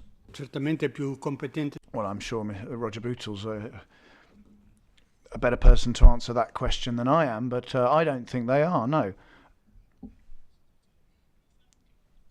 I mean, basically, if, for example, this idea of having a Euro group, it only increases the internal splits within the European Union. I mean, Europe is divided now. You've got the Eurozone, but then you've got the Eurozone divided into northern and southern countries.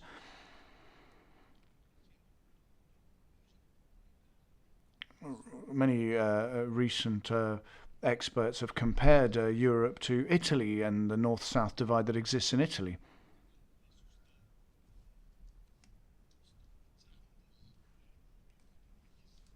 I mean, this is an issue that the Italian Prime Minister is trying to deal with, I suppose. He's trying to implement reforms, but basically they're just small changes at the margins. They're not going to change anything key.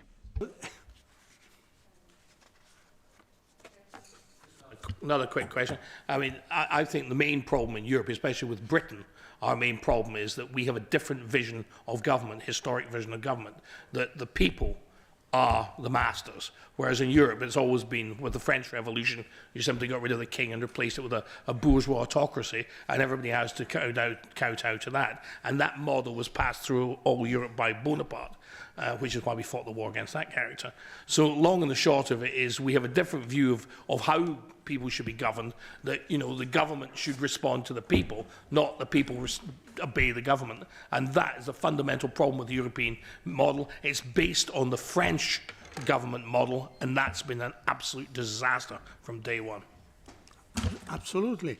And it's there, it's one of those structural flaws there from the beginning, because even the first theorizers of European integration and even some of the practitioners had this idea, which circulated rather widely in the 50s in Europe, that the policy and politics were made by the elite. That the people at large didn't really count anymore. I don't recall now the citation, but if you're interested, I can give you exactly the spot where you can find statements that the process, what counts political, or what the elites are doing, the political elites are doing, and this partly both American and European scholars. So at that point, the impression was if the elites agree on, remember we're talking about the early community of 6 member states, then 9, etc., then everything will happen as foreseen. And, the people are simply the popular vote, popular preference is simply left out of the picture. You are absolutely clear. And that's, again, it's an obvious point, but it does deserve to be emphasized all the time. It seems to be an extension of the French ruling class business. We are in charge, and the French école politique supérieure, or whatever it's called, that's been spread across because they're too terrified of losing grip in France, and they wanted to export the whole thing across the whole of Europe. But as I was saying before, with the same flaws, as so to speak, of the Italian unification, because the French at least had 3 centuries in which to mature, so to speak, the progressive shift of powers to Paris. In Italy, they tried to do it in 30 years, and that's even worse, of course. Yeah. Okay. So we are running out of time. I would like to give you the floor for concluding the intervention. Yeah. So now, the second part of my paper, and thank you very much, I really enjoyed this kind of discussion, free discussion that we are having. But to conclude now, which future? I think Booth already gave the possibilities of, putting an end, of breaking up, if you want, the monetary union. But I'm thinking some more broader terms about the future of Europe, such as a political unity, because after all, Europe already in the 18th century, people realized that there's something that unites this small subcontinent. For which no country is really isolated. I say century, before the French Revolution, after the end of the 30 Years' War, because it's really there was a sense of feeling of working together, which did not preclude occasional clashes, even wars, but there were limited wars up to the 19th century. So there was this sense of community within Europe, which is beautifully described and analyzed in a great book which has not been translated in Italian as far as I know, by Eric Jones, a British historian, which is titled The European Miracle.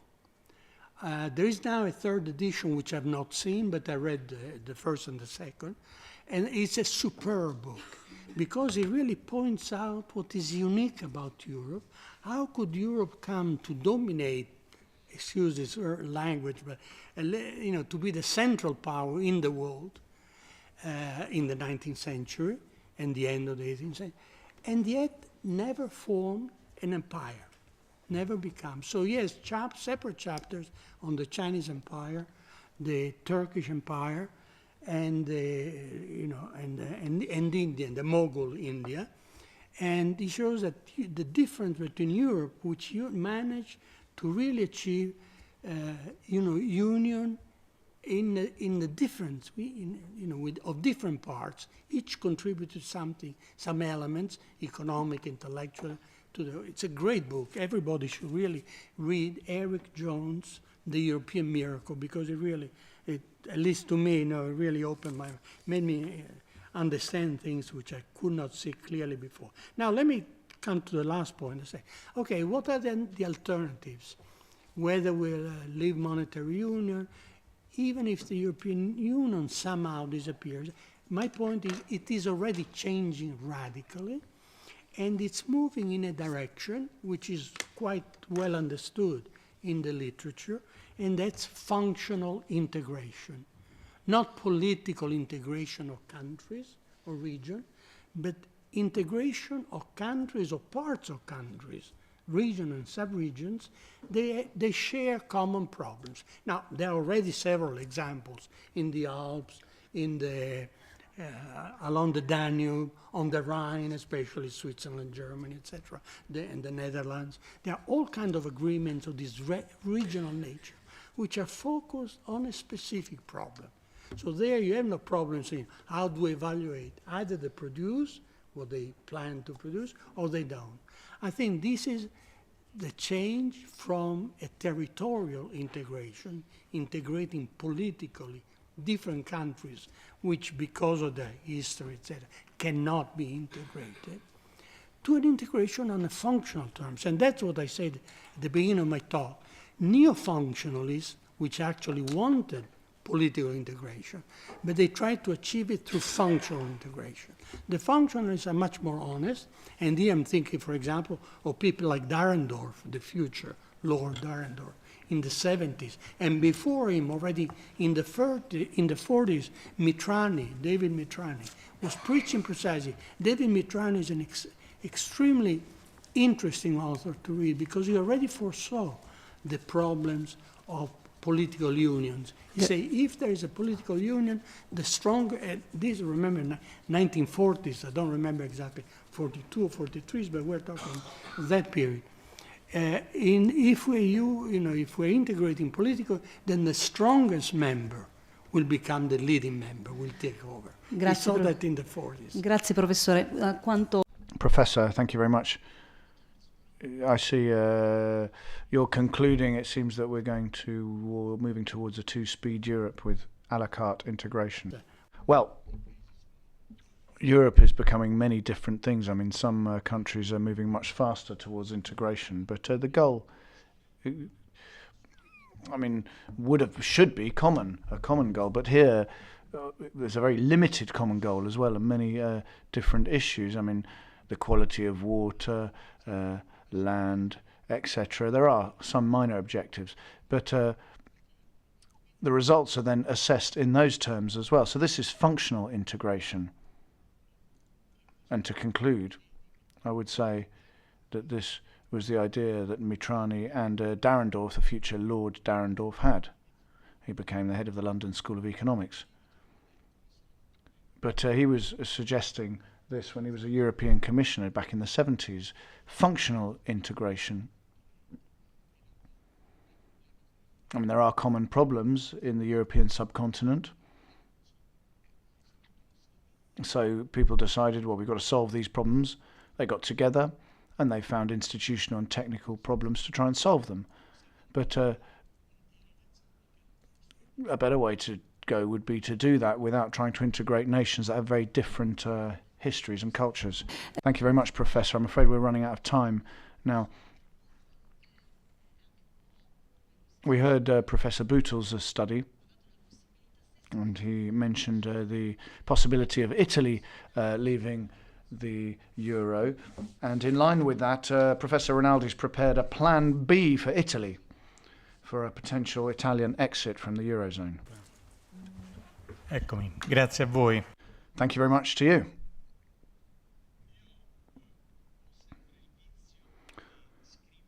Well, I write my own reports, I take responsibility for what I say, and I publish it on the internet so that everyone can read what I say. So once again, I apologise, but I'll be reading what I've written previously. Now, my intervention has the following title: The End of the Europe, or National Economic Crises, Europe at a Crossroads. Let me go into detail now. Recently, the team of the Economic Scenarios blog presented a plan B for Italy to demonstrate that for Italy and for every other country of the Eurozone, it is possible to get your monetary sovereignty back. The purpose of the study was to draw up a credible and sustainable technical plan to support a restoration of monetary sovereignty The report was based on the excellent studies drawn up by Nomura and Professor Roger Bootle, who I'd like to thank. He won the Wolfson Economics Prize with his project Leaving the Euro, a Practical Guide, which was adjudged to be the best plan for leaving the Euro. We've based ourselves on that plan, but we've made certain changes to adapt it to the Italian economic reality. Professor Bootle's work really was excellent. I'd like to congratulate you on your work. It's clear that the architecture and basis of the entire European monetary construction don't allow corrections to fruitfully cater for the requirements of participating countries' economies. And the inevitable consequence is to ensure that there are advantages for some and disadvantages for others. Given that, it's necessary to come up with potential solutions, including leaving the common European country. The requirement to look towards an alternative to the single currency has emerged from the negative effects produced by the economic model that's been used as a reference for the European monetary construction, which means that the euro cannot be sustainable. Right from the start, an economic model was adopted that essentially went for price stability, i.e. containing inflation and budgetary rigour. The overriding principle was balancing the budget, and these principles were further emphasised by the fiscal compact as the only presupposition for growth. They didn't take account of models which, for example, go for high levels of employment. It's well known that these two models contradict each other. The model that envisages price stability and a reduction in budget deficits in order to achieve a balanced budget has forced governments to produce primary surpluses that are under extremely tough conditions, which has meant that they have had great difficulty in developing economic policies that aim to achieve full employment. When you look at the constituting principles and subsequent evidence, you can see that the euro is a currency that is by nature highly deflationary. It's not possible to modify the foundations on which it's been designed and implemented in order to adopt an alternative economic model. The current model has inevitably led to the euro falling into full-blown deflation with obvious negative repercussions on levels of employment and internal demand, with GDP growth rates for the Eurozone countries being lower than those recorded during the pre-Euro era. We've basically shot ourselves in the foot.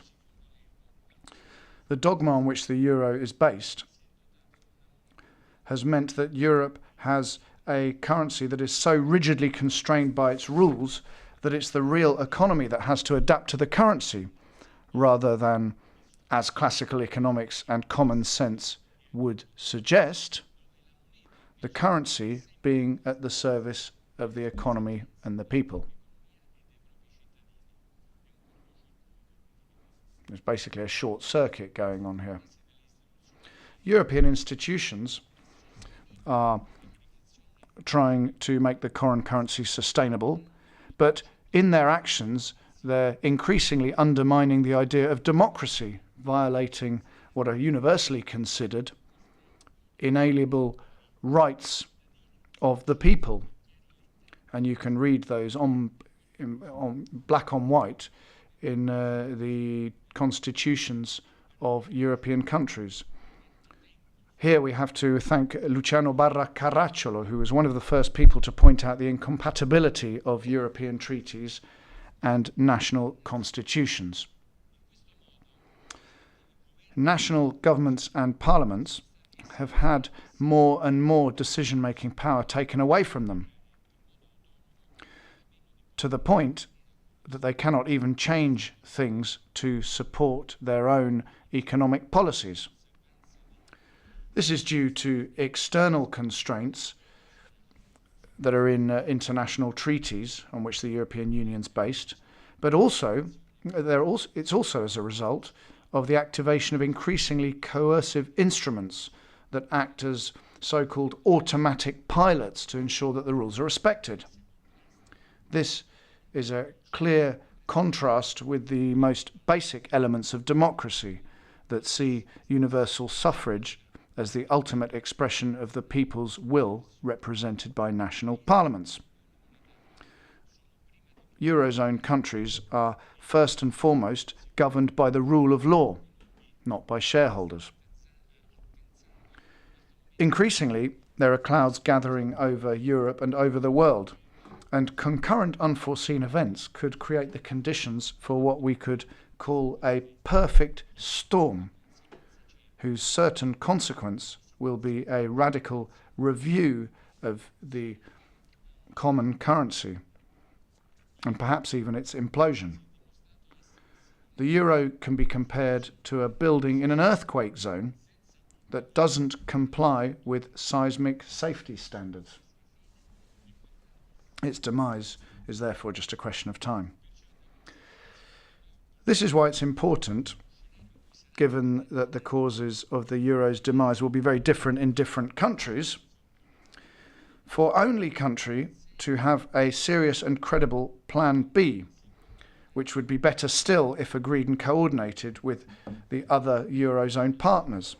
This should be contrasted with the lack of a serious, credible, acceptable and sustainable plan A to be able to remain a member of the single currency. The plan B needs to be able to become plan A at any moment. The essential problem that the economic scenarios study focused on when it came to drawing up a plan B was the fact that it'll have to be drawn up with the involvement of elected representatives who will have to show leadership when it comes to drawing up economic policy and industrial plans to establish and support the restored monetary sovereignty. Managing monetary sovereignty is not a task of national monetary institutions. You can be pretty certain that the respective national central banks have already long ago drawn up detailed plan Bs for a return to their own currency if circumstances should require that. And I'm sure Germany and France were the first to draw up those plans. My invitation, therefore, would be for national political forces to be actively involved in the implementation and drawing up of these plans. It's not the task of national central banks to draw up plans for a restoration of monetary sovereignty, because they are technical institutions, they're not political institutions. They should be independent, but their task is exclusively to implement the tasks that they've been assigned by politicians.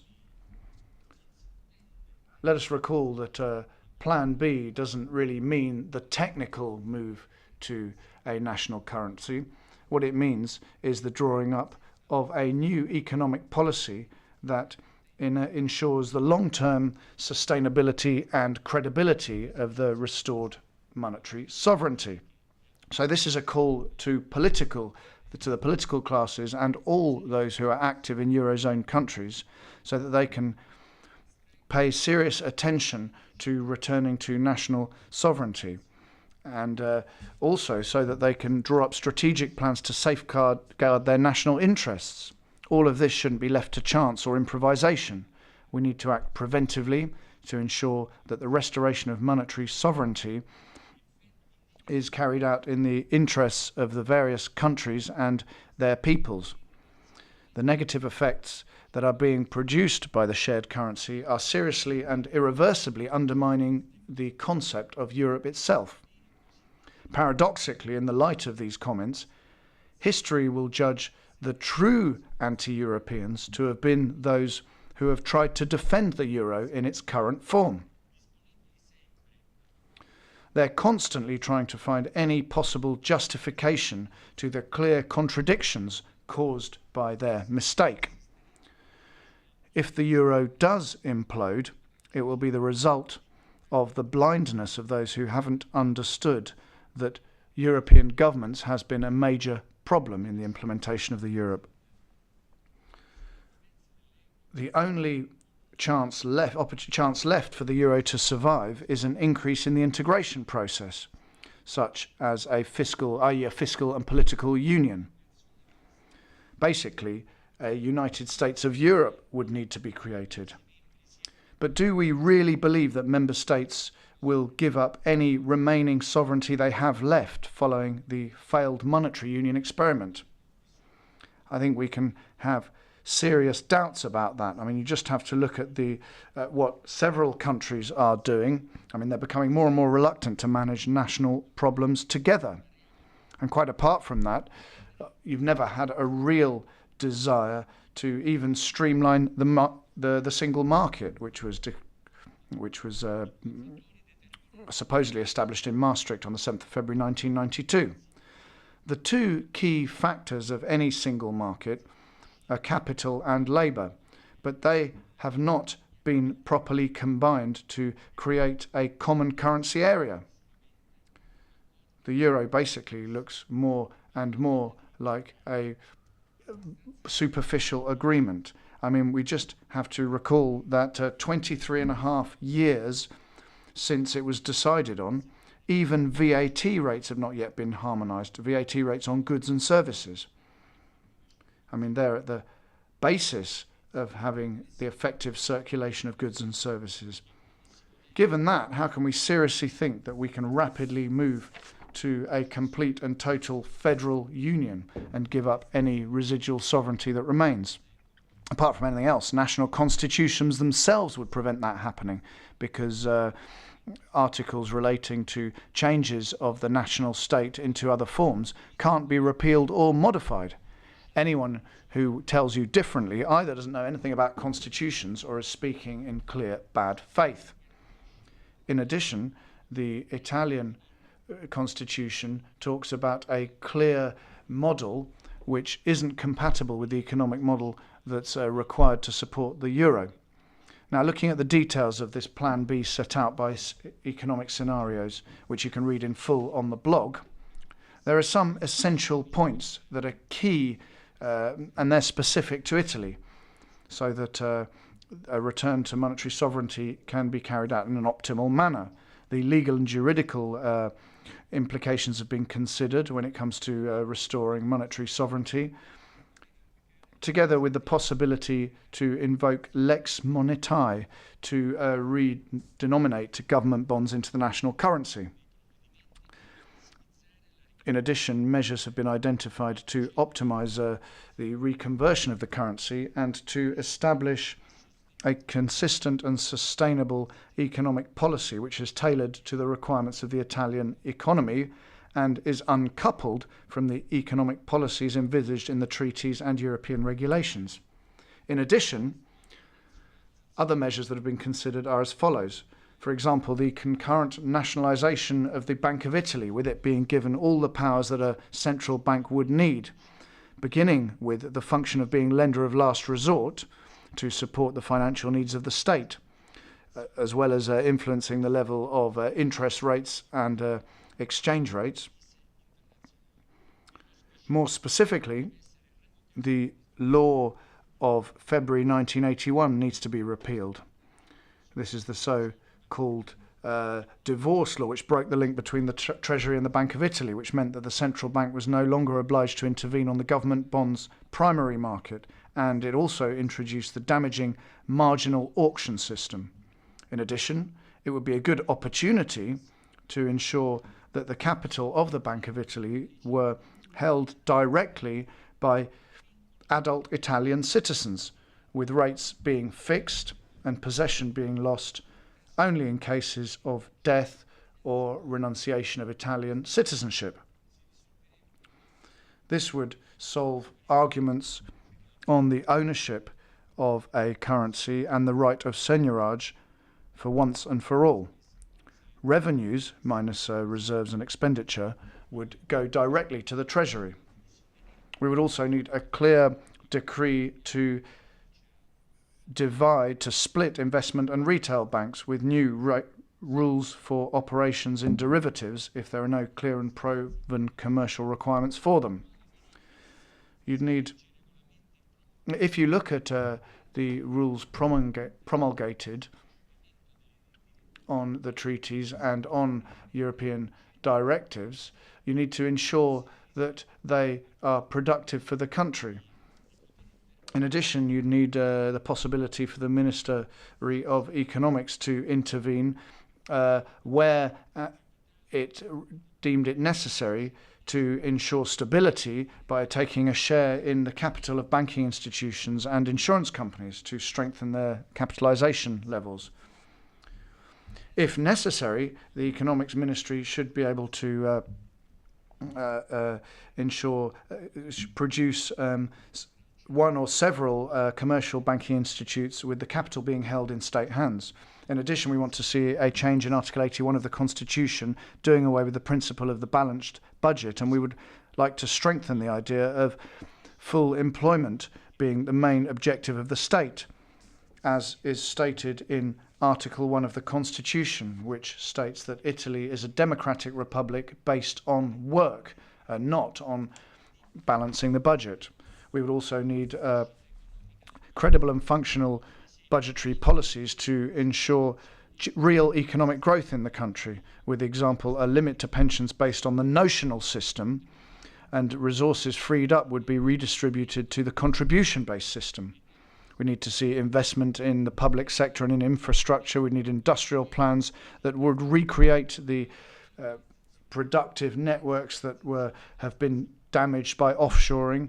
We need a rationalisation of public expenditure, but we wouldn't adopt the current criterion of linear cuts. There would be more of a more rational, regional, best-case criterion.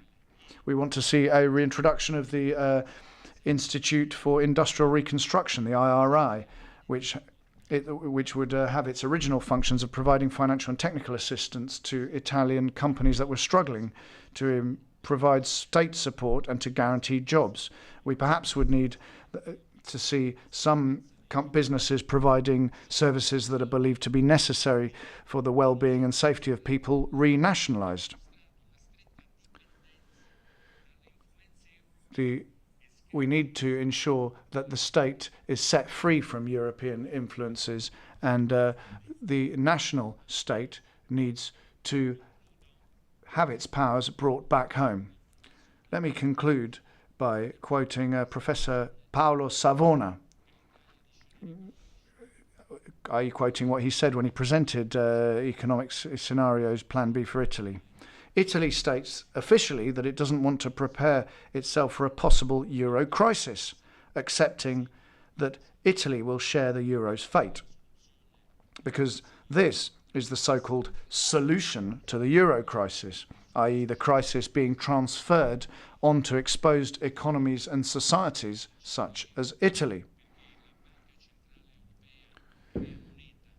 In order for the international market to accept the euro, and because the European Central Bank is printing money to avoid a too-big-to-fail default, there will be no space for different solutions, and the crisis will be transferred onto weaker countries who will be offered assistance in exchange for giving up their sovereignty, starting with fiscal sovereignty. Our Plan B aims to thwart this possibility.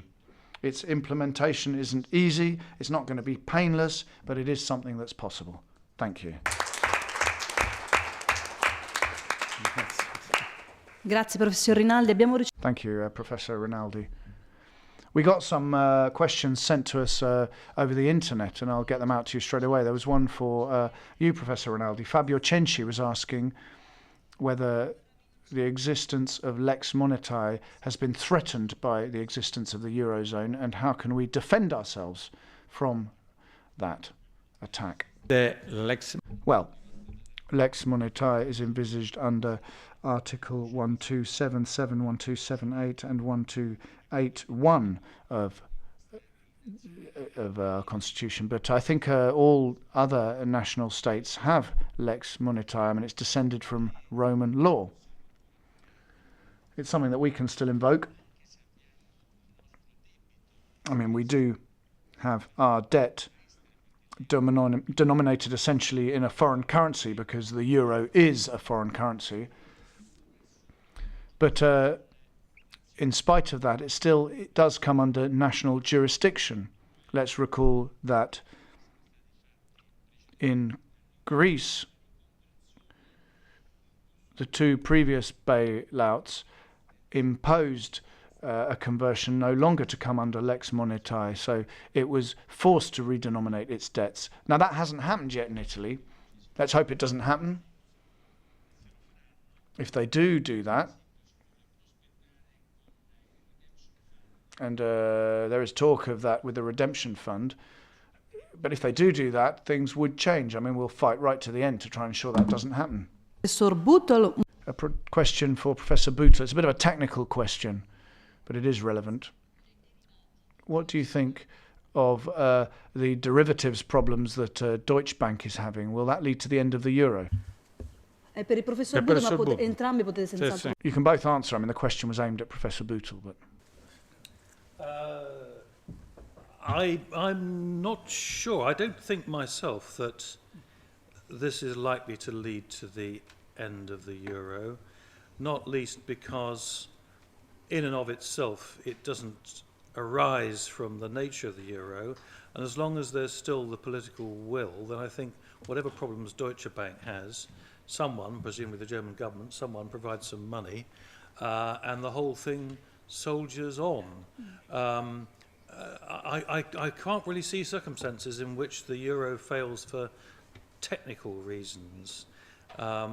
This is in essence about money, and behind the money stands politics.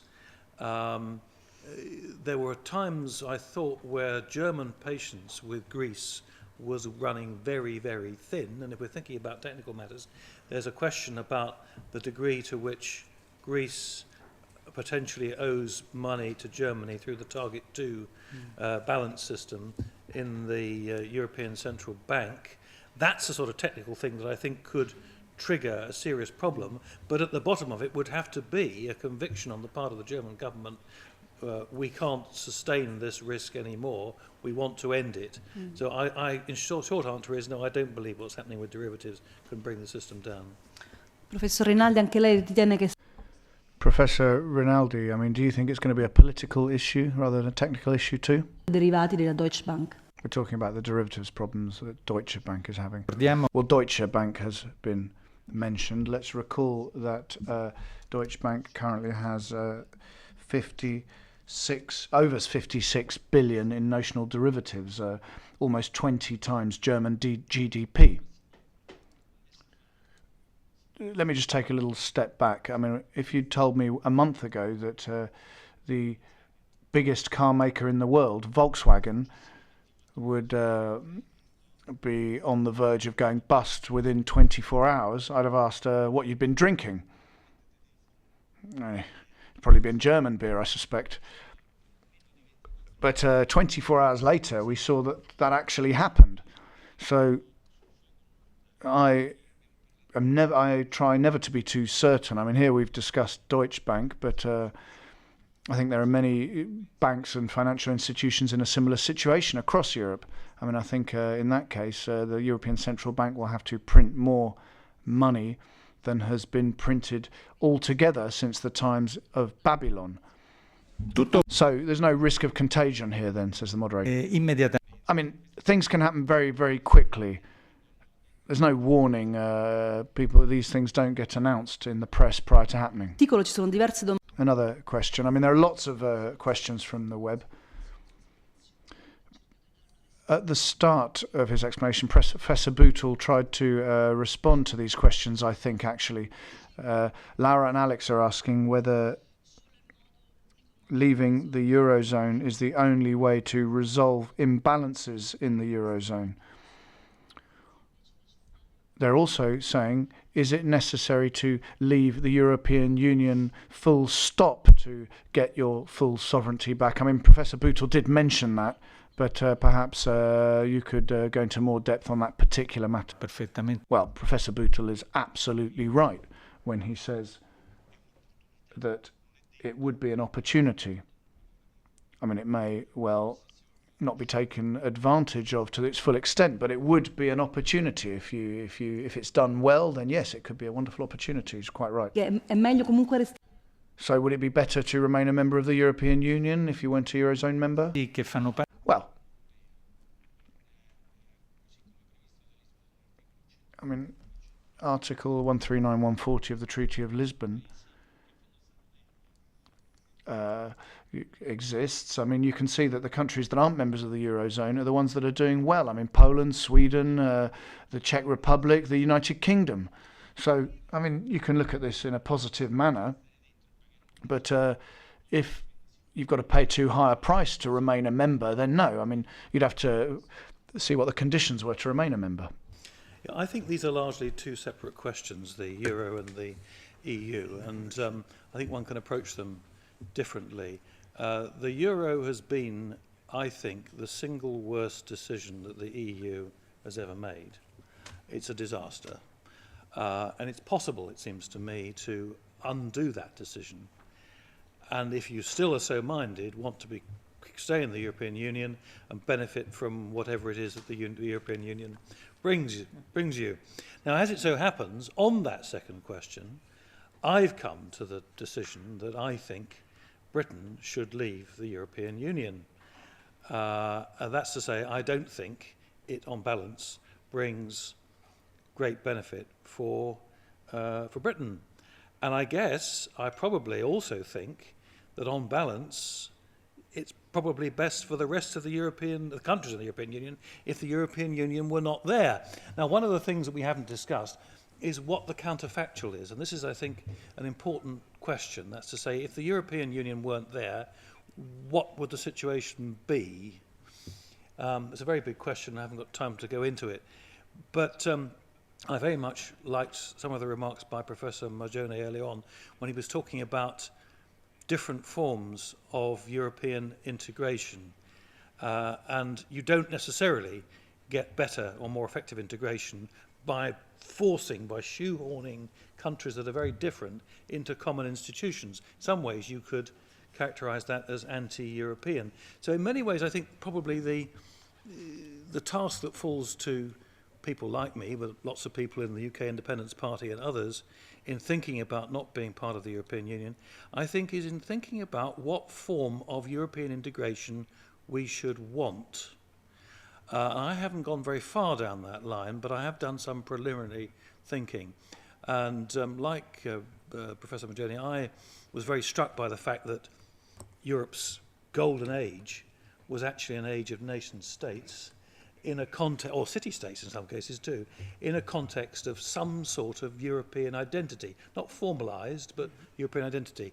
And that, I think, is a very interesting question. I think there's scope to forge institutions across Europe of friendship and cooperation, which do not involve forcing everyone into some sort of political unity. Now, I think the most important objective of such a framework of friendship and cooperation would be to bring Turkey inside this grouping. And it would be possible precisely because this would not be a grouping that would set out to have political unity at its heart. It would accept political diversity. There is, in my view, no prospect whatsoever, whatever any European institution or politician has ever said, there's no prospect whatsoever of Turkey joining the European Union as currently constituted. Now, you might think that's right, it might be either right or wrong, but from a geopolitical point of view, I think it's a disaster. Similarly, with this common European framework, and what you'd call it, presumably Switzerland can and should be a member, and Norway can and should be a member, and the UK can stay inside this grouping and play a leading part. So I think we've got to get away, frankly, from the Treaty of Rome, somehow. And the founding fathers, though they may have been wonderful people, essentially, I think they've led Europe up the garden path. And we have to rethink what it is to be both Italian and European. And I don't see why you can't be both. I think we need to be thinking about what sort of political entities we can construct. But they aren't forced institutions. They aren't pseudo-states. There's something else. They're a framework of friendship and cooperation. A question of on growth. There are questions from the web, and as well a question that personally I want to ask you, to the three of you, concerning we are experiencing a small recovery now in the Eurozone. No, it's very very sharp, a small recovery in different degree, but in several member states. Starting from the Professor Bootle, you are known to forecast. You were known to forecast the credit crunch. So I would like to ask you: do you believe in this small recovery in the Eurozone as a whole, and to our Italian economists, if they believe in the Italian recovery? Well, I certainly believe it's small. Yeah, I mean, it would be remarkable, I think, if there wasn't some sort of recovery in the Eurozone this year. And there is some sort of recovery. Well, after what they've been through, and I showed you my charts, and the Italian case, obviously not as bad as Greece, but still it's been a desperate economic situation for years. But let's think about what benefits have been thrown at the European economy this year. The collapse of oil and commodity prices. Hardly anyone in Europe is an energy producer, Western Europe. So this is an unalloyed benefit for Western consumers, European consumers, and European companies. Then you've got the policy of quantitative easing. Now, you may or may not be a believer in this as far as its direct effects are concerned, and I'm a bit of a skeptic, but it's brought a much lower euro.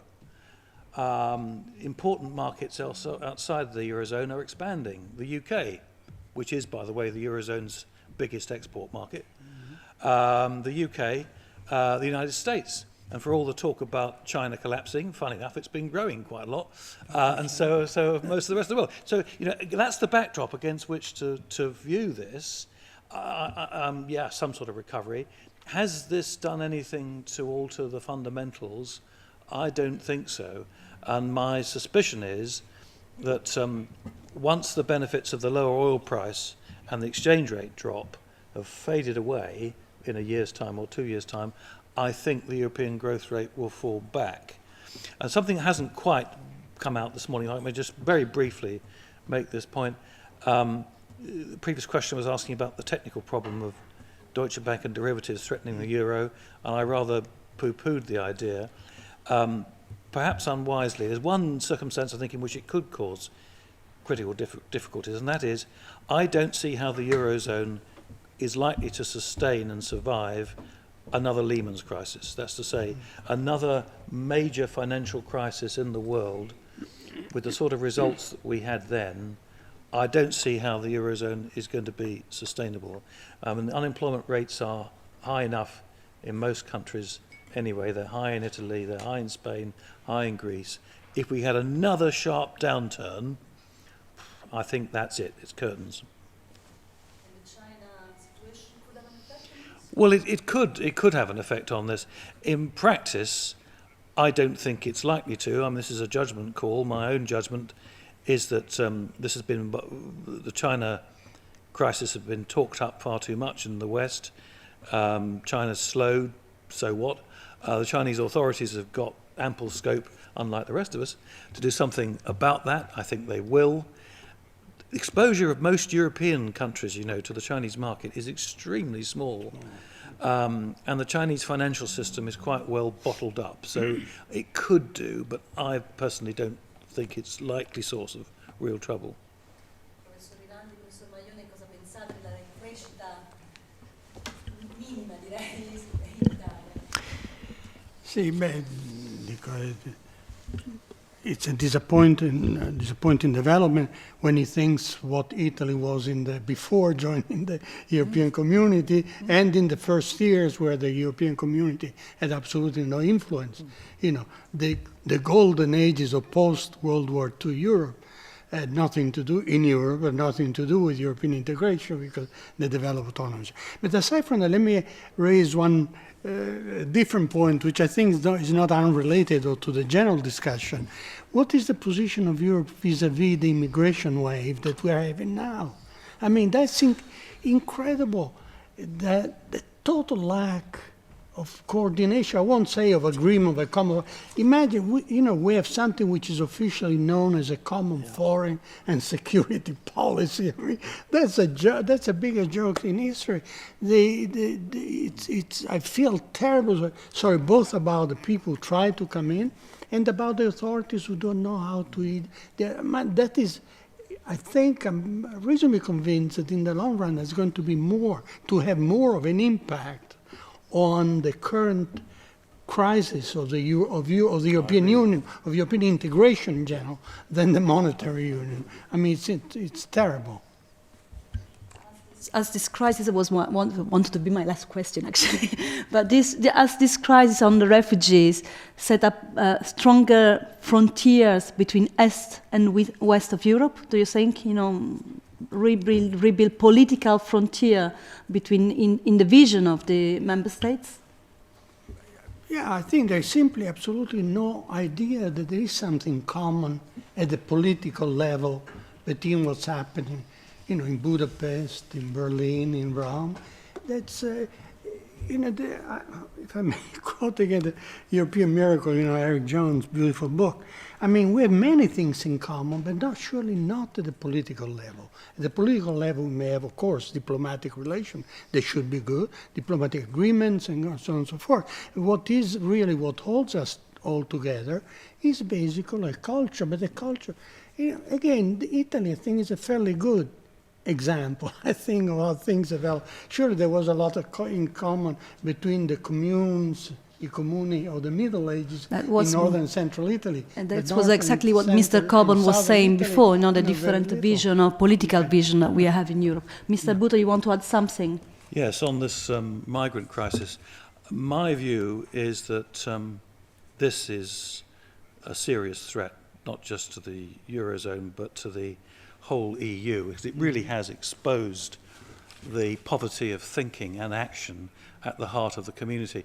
I read an article the other day in a well-known UK newspaper, the Daily Telegraph, where I said that to most British people, but I suspect it's not so very different to others in the community, the EU presents itself to them as a strange mixture of the trivial or sometimes the banal and the outright disastrous. That's to say, most of its interventions are of footling little things. They're very annoying, and they occupy an enormous amount of time for institutions in this great city. So, for instance, the ban on hairdressers wearing high heels at work, health and safety, you understand. The proposed ban on serving olive oil in open saucers or jugs, unlabelled, shocking risk to public health. Barroso saw that was such a disaster from a PR point of view, he had it withdrawn. A whole series of these things intruding in our everyday life. And then, alongside all this, some really, really big decisions end up being taken of enormous consequences, and they sort of go through on the nod. We heard about monetary union, and that was not properly prepared for or thought through. And this migrant thing, I mean, do you think someone, some point, might have wondered about, with regard to passport-free travel in Europe, what that actually meant? Did someone think all this through? No. And so I think the biggest effect of all this is to lay bare the poverty of the institutions and the decision-making process in the European Union. It's shown the whole thing up to be a complete and total sham. And certainly my own country in the UK, if we end up voting to leave the EU, I think this will have played a very big role.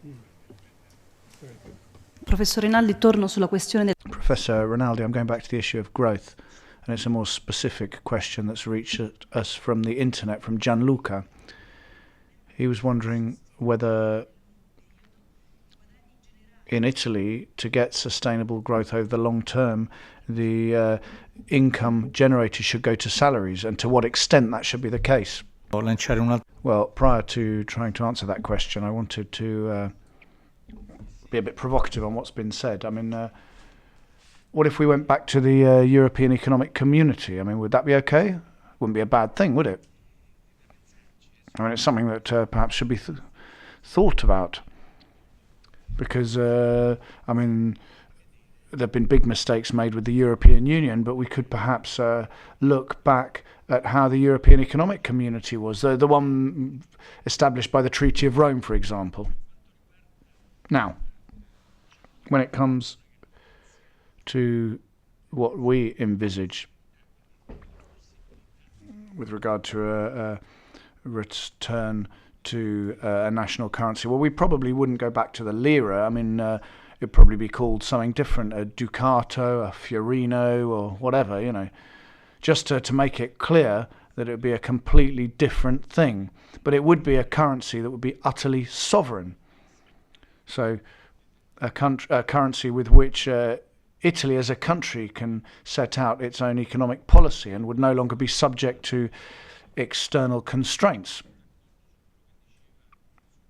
Now, I also agree with what Professor Bootle was saying with regard to indices. I mean, there would probably be a very negative spiral of increasing prices and inflation. But in order to try and help the more vulnerable sections of society, we think it would be a good idea to provide much more targeted, smart tax breaks to try and mitigate the loss in purchasing power. This would mean that many Italian citizens would begin to buy Italian products rather than buying foreign products.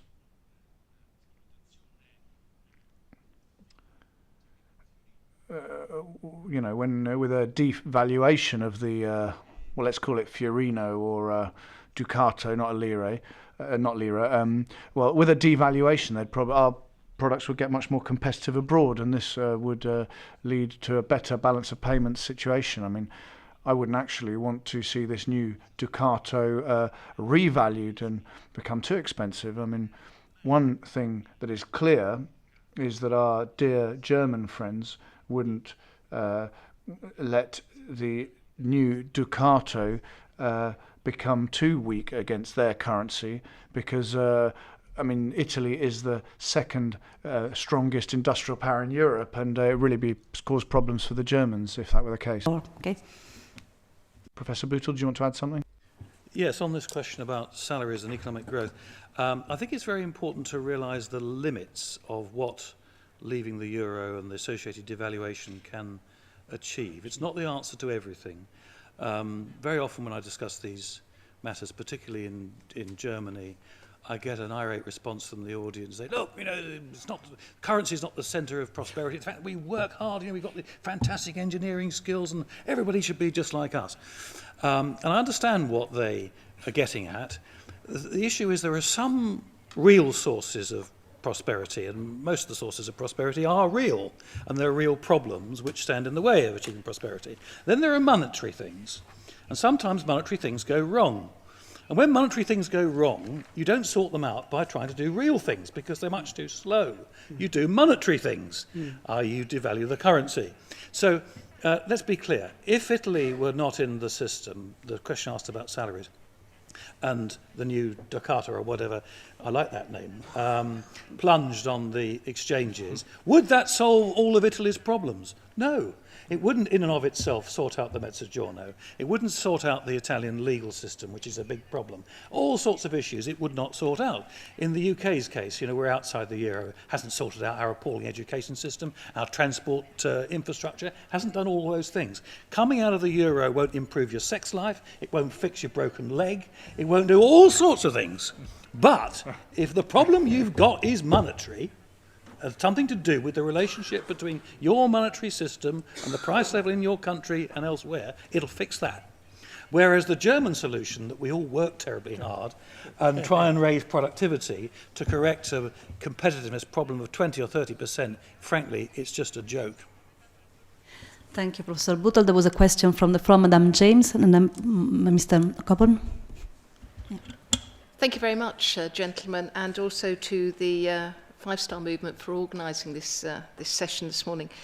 My question relates to the condition for new member states as they join the EU, and in particular the 4 Balkan states whose membership is currently, if you like, on the agenda, and more importantly, Turkey, which was touched upon briefly, and the fact that in all likelihood, it will be fast-tracked as a member state. Could any of you, all of you, please comment in terms of what you've already said, whether that still stands the test that you've set, given the problems that those potential member states are going to bring and potentially exacerbate the problem with the euro and the eurozone? As I indicated, I don't think Turkey is going to be allowed to join the European Union, whatever the current process or status is. I just don't see it being politically possible. And if it was difficult before, after the migrant crisis, it's going to be even more difficult. Can you imagine the idea of free movement of labour with 80 to 90 million Turks and not wanting to touch too much on delicate religious issues from a predominantly Islamic country? I mean, it's a non-starter, particularly in the context of the political ambitions of the European Union. With regard to the Baltic states joining the euro, yes, one already has done. There is a difference here that if you're in a pretty small country, and these are small countries, although you can manage your monetary affairs independently very well, there are problems, and there's quite a lot to be said, I think, for a small country in joining a larger monetary unit. That argument doesn't really apply to Poland, I think, which is big enough to stay outside on its own, and we've heard that Poland's said it's not going to join. And it certainly doesn't apply to countries like the UK or Italy, which are easily big enough to function appropriately on their own.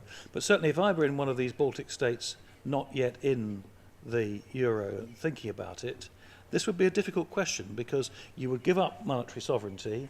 The euro is not a fully functioning, not a well-functioning monetary union, but at the same time I would be conscious of the fact that as a tiny state operating monetary policy independently, that can be difficult.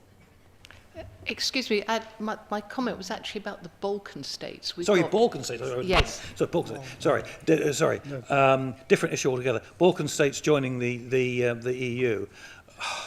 Well, I mean, if the EU goes down this route, but frankly, European people will just not accept this. And there are differences between these different Balkan states, but the big one and the grouping you've described is, of course, Turkey. These Balkan states are, on the whole, pretty small. Their populations are pretty small, but nevertheless, there could be considerable migrant flows from these states. I think we're reaching close to the end of public tolerance. Professor Maione, la Turchia. Professor Maione, Turkey, Balkans, in or out? Dentro. In. But just to even more clearly demonstrate the problems that exist. I mean, an extension of that kind would add further problems to a union that is already inconsistent and imperfect. I mean, really, you'd have massive discrepancies between what was written in the treaties and what was actually going on in practice. I mean, I'm pretty sure it would be the end of the European Union as we know it. So I think from that point of view, you could say, well, welcome. But I think there is a lot of pressure from Brussels for continual expansion. But this brings me back to my original point, this idea of the ever closer union. I mean, we've got these sort of vague, nebulous concepts. They act in favour of the process, and European bureaucrats, an increasing number of bureaucrats in national capitals, live off all these things. I mean, it means more trips to Brussels apart from anything else. But, I mean, that really would be the end, I think. I mean, that would be an official rubber stamping of the end of unified Europe as envisaged and desired by the founding fathers, you know, right through to the Treaty of Maastricht and recent developments. So to answer the question, I think there will be a lot of pressure from bureaucrats in Brussels and also in some member states for more expansion once the current European problems have been resolved. But I think that will lead to the final collapse of the initial idea of European integration. So an enlarged Europe, less and less politics, more and more single market. Yes, single market, I mean, to a limited extent. I mean, that is something that could be achieved. But as I was saying, as we heard, the area of services is so extensive that it's a problem. But basically that gives China an even larger area to sell to, doesn't it? Mr. Eldridge? Yeah. Thank you. Two parts very quickly is what I was going to ask. First one, Volkswagen was mentioned. Do we think that they've acted in any way illegally at all or criminally? The second part is that Professor Rinaldi mentioned about more freedom for the state. Setting the state free, I think, was the term that was used that came through the translation. Would you not agree that real economic growth comes from setting the people free, and you break free of this corporatist construct of the EU and the euro and allow real free market capitalist economics to take place, which is the real source of growth and the real source of personal individual freedom within a country? That's how you get growth, and that's how you can grow your way out of the problems we now see. Thank you.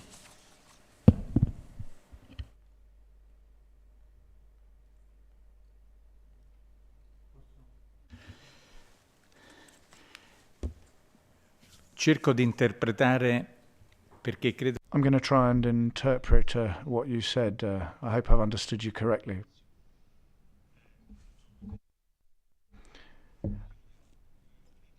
Now,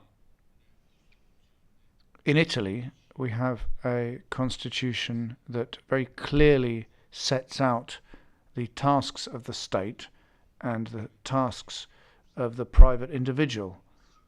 So there is a link there, but it has worked for a long time. It really made Italy one of the greatest industrial nations of the world. But all of this has fallen apart because of the treaties. So restoring monetary sovereignty would mean restoring and reconsidering this economic constitution that is envisaged under our constitution, actually. The ideal sort of symbiosis between the public sector and the private sector. That's what's included there. I mean, in some cases, the state behaves as a private actor to a certain extent, but the national interest and the interests of our citizens are always taken account of because they do have rights that are guaranteed as inalienable rights. Just to be brief, it's not only about full employment or as high employment as possible. There's also a guarantee of savings and public health, for example. And this is being completely dismantled. I mean, we can all see what's going on. In addition, I'm firmly convinced that there will be some kind of revolution carried out by the citizens of Europe, particularly coming from France. I mean, they know about revolutions, don't they? And they're good at it. And they do manage very effectively to come together when there is a moment of national danger. I mean, you said something very correct earlier when you talked about sovereignty belonging to the people. It's not something that belongs to lobbying groups or oligarchies, and that's utterly true.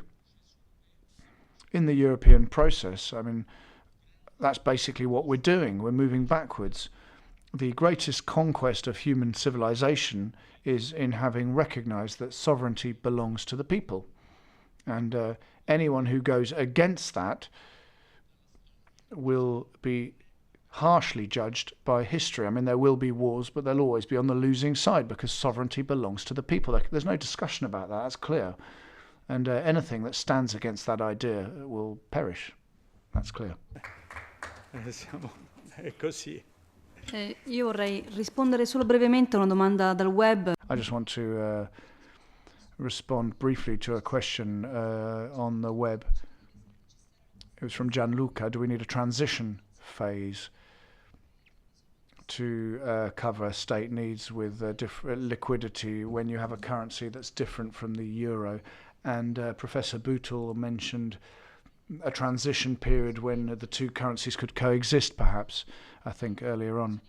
So I want to give the floor to the organisers to conclude our discussions on another Europe, Marco Valli and Marco Zanni.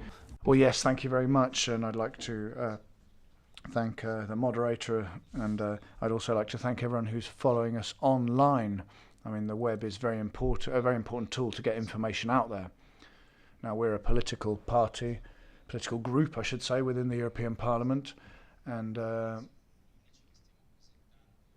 we are the only ones who are presenting people who have recognised economic qualifications at the international level, so people who can really say something different from what we hear on a day-to-day basis in the mainstream media. It's important to note that the five-star movement is the only political force in Italy that is criticising the euro and brings people in to discuss these matters in the European institutions. I mean, we're almost seen as terrorists when we bring alternative voices in. I mean, myself and Marco, when we speak up in the Economic Affairs Committee, I mean, we're often marginalised when we do try and speak. President Juncker admitted just recently in Strasbourg that at the moment there's no real Europe and there's no real union. I mean, the political project has stalled, apart from anything else, and we work very hard on a day-to-day basis in committee to make proposals on international political cooperation. The problem is that the European Union, as it is really struggling to move forwards, and the euro, which has become part of our lives over the last 16 years, has caused more imbalances than balances. So this is something that we're seeing as a result of the economic and social crises that we're living through, because there are economic systems that are basically disintegrating as a result of this instrument of democratic control, the euro. I mean, Greece is a clear case in point. 2 votes for change, but they weren't able to carry out the change because there was a technocratic constraint placed on the governing classes. And this is also being imposed through trade treaties. I mean, we have technical bodies that assess potential link between the markets of the United States, Europe, and the Pacific countries, but there's no democratic involvement. And this is basically what's giving Europe up to the global economy. And what Professor Rinaldi was saying was very important. I mean, the will of the people and democratic will should always be respected. We in the five-star movement represent the will of the people. So you're always on the wrong side of history if you're not involving the general public, the people, in decision-making, because you'll always be taking political decisions that could cause serious problems, as is happening now. I mean, the first thing we need to do is take account of the needs of the citizens, try and fight poverty and unemployment. And unfortunately, these are things that Europe is creating. We're making technical proposals to try and present a plan B, because it won't be our fault that, or it won't be us who cause the euro to fall apart. It'll be some kind of international crisis that could occur at any moment. And at that point, we will need to have a plan B. So we're not scaremongering here.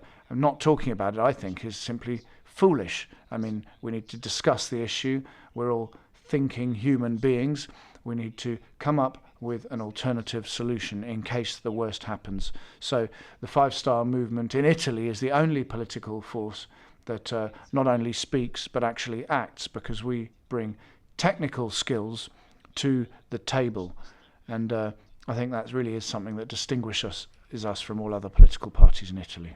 Sì, grazie. Chiudo brevemente anch'io. Well, thank you very much. I'd like to just make a brief comment as well. I'd like to thank those of us who are here with us, and also the many, many people who are on the web stream, particularly in Italy. And I'd like to thank our three speakers, because, I mean, I have rarely seen interventions of such high quality in discussions here in the European Union. I mean, as Marco said, the EFDD and the Five Star Movement are the only political forces in Europe that have brought the issue of the euro up for discussion in the European institutions. This should no longer be taboo, but so we'll carry on. We're criticised, let them carry on criticising us. I mean, this really is a key element of our discussions, I think, during coming years, and will continue to be. This idea of a breakup of the Eurozone hasn't been avoided with a bailout of Greece. I'm sure we'll be back soon enough talking about crisis in the Eurozone and Greece. After 40 and more years of clear evidence, I mean, let's recall that initial criticism of a potential single currency were made in the 1950s by James Mead, and there have been further criticisms raised in subsequent years.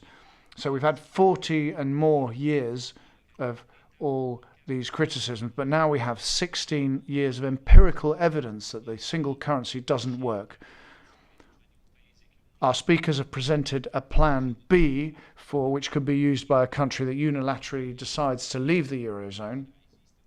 I think if there is any intellectual honesty within the European institutions, which I doubt, prior to the crisis happening, we all need to sit down around a table, understand that the project, the experiment has failed, and decide together to dismantle it in the most appropriate manner.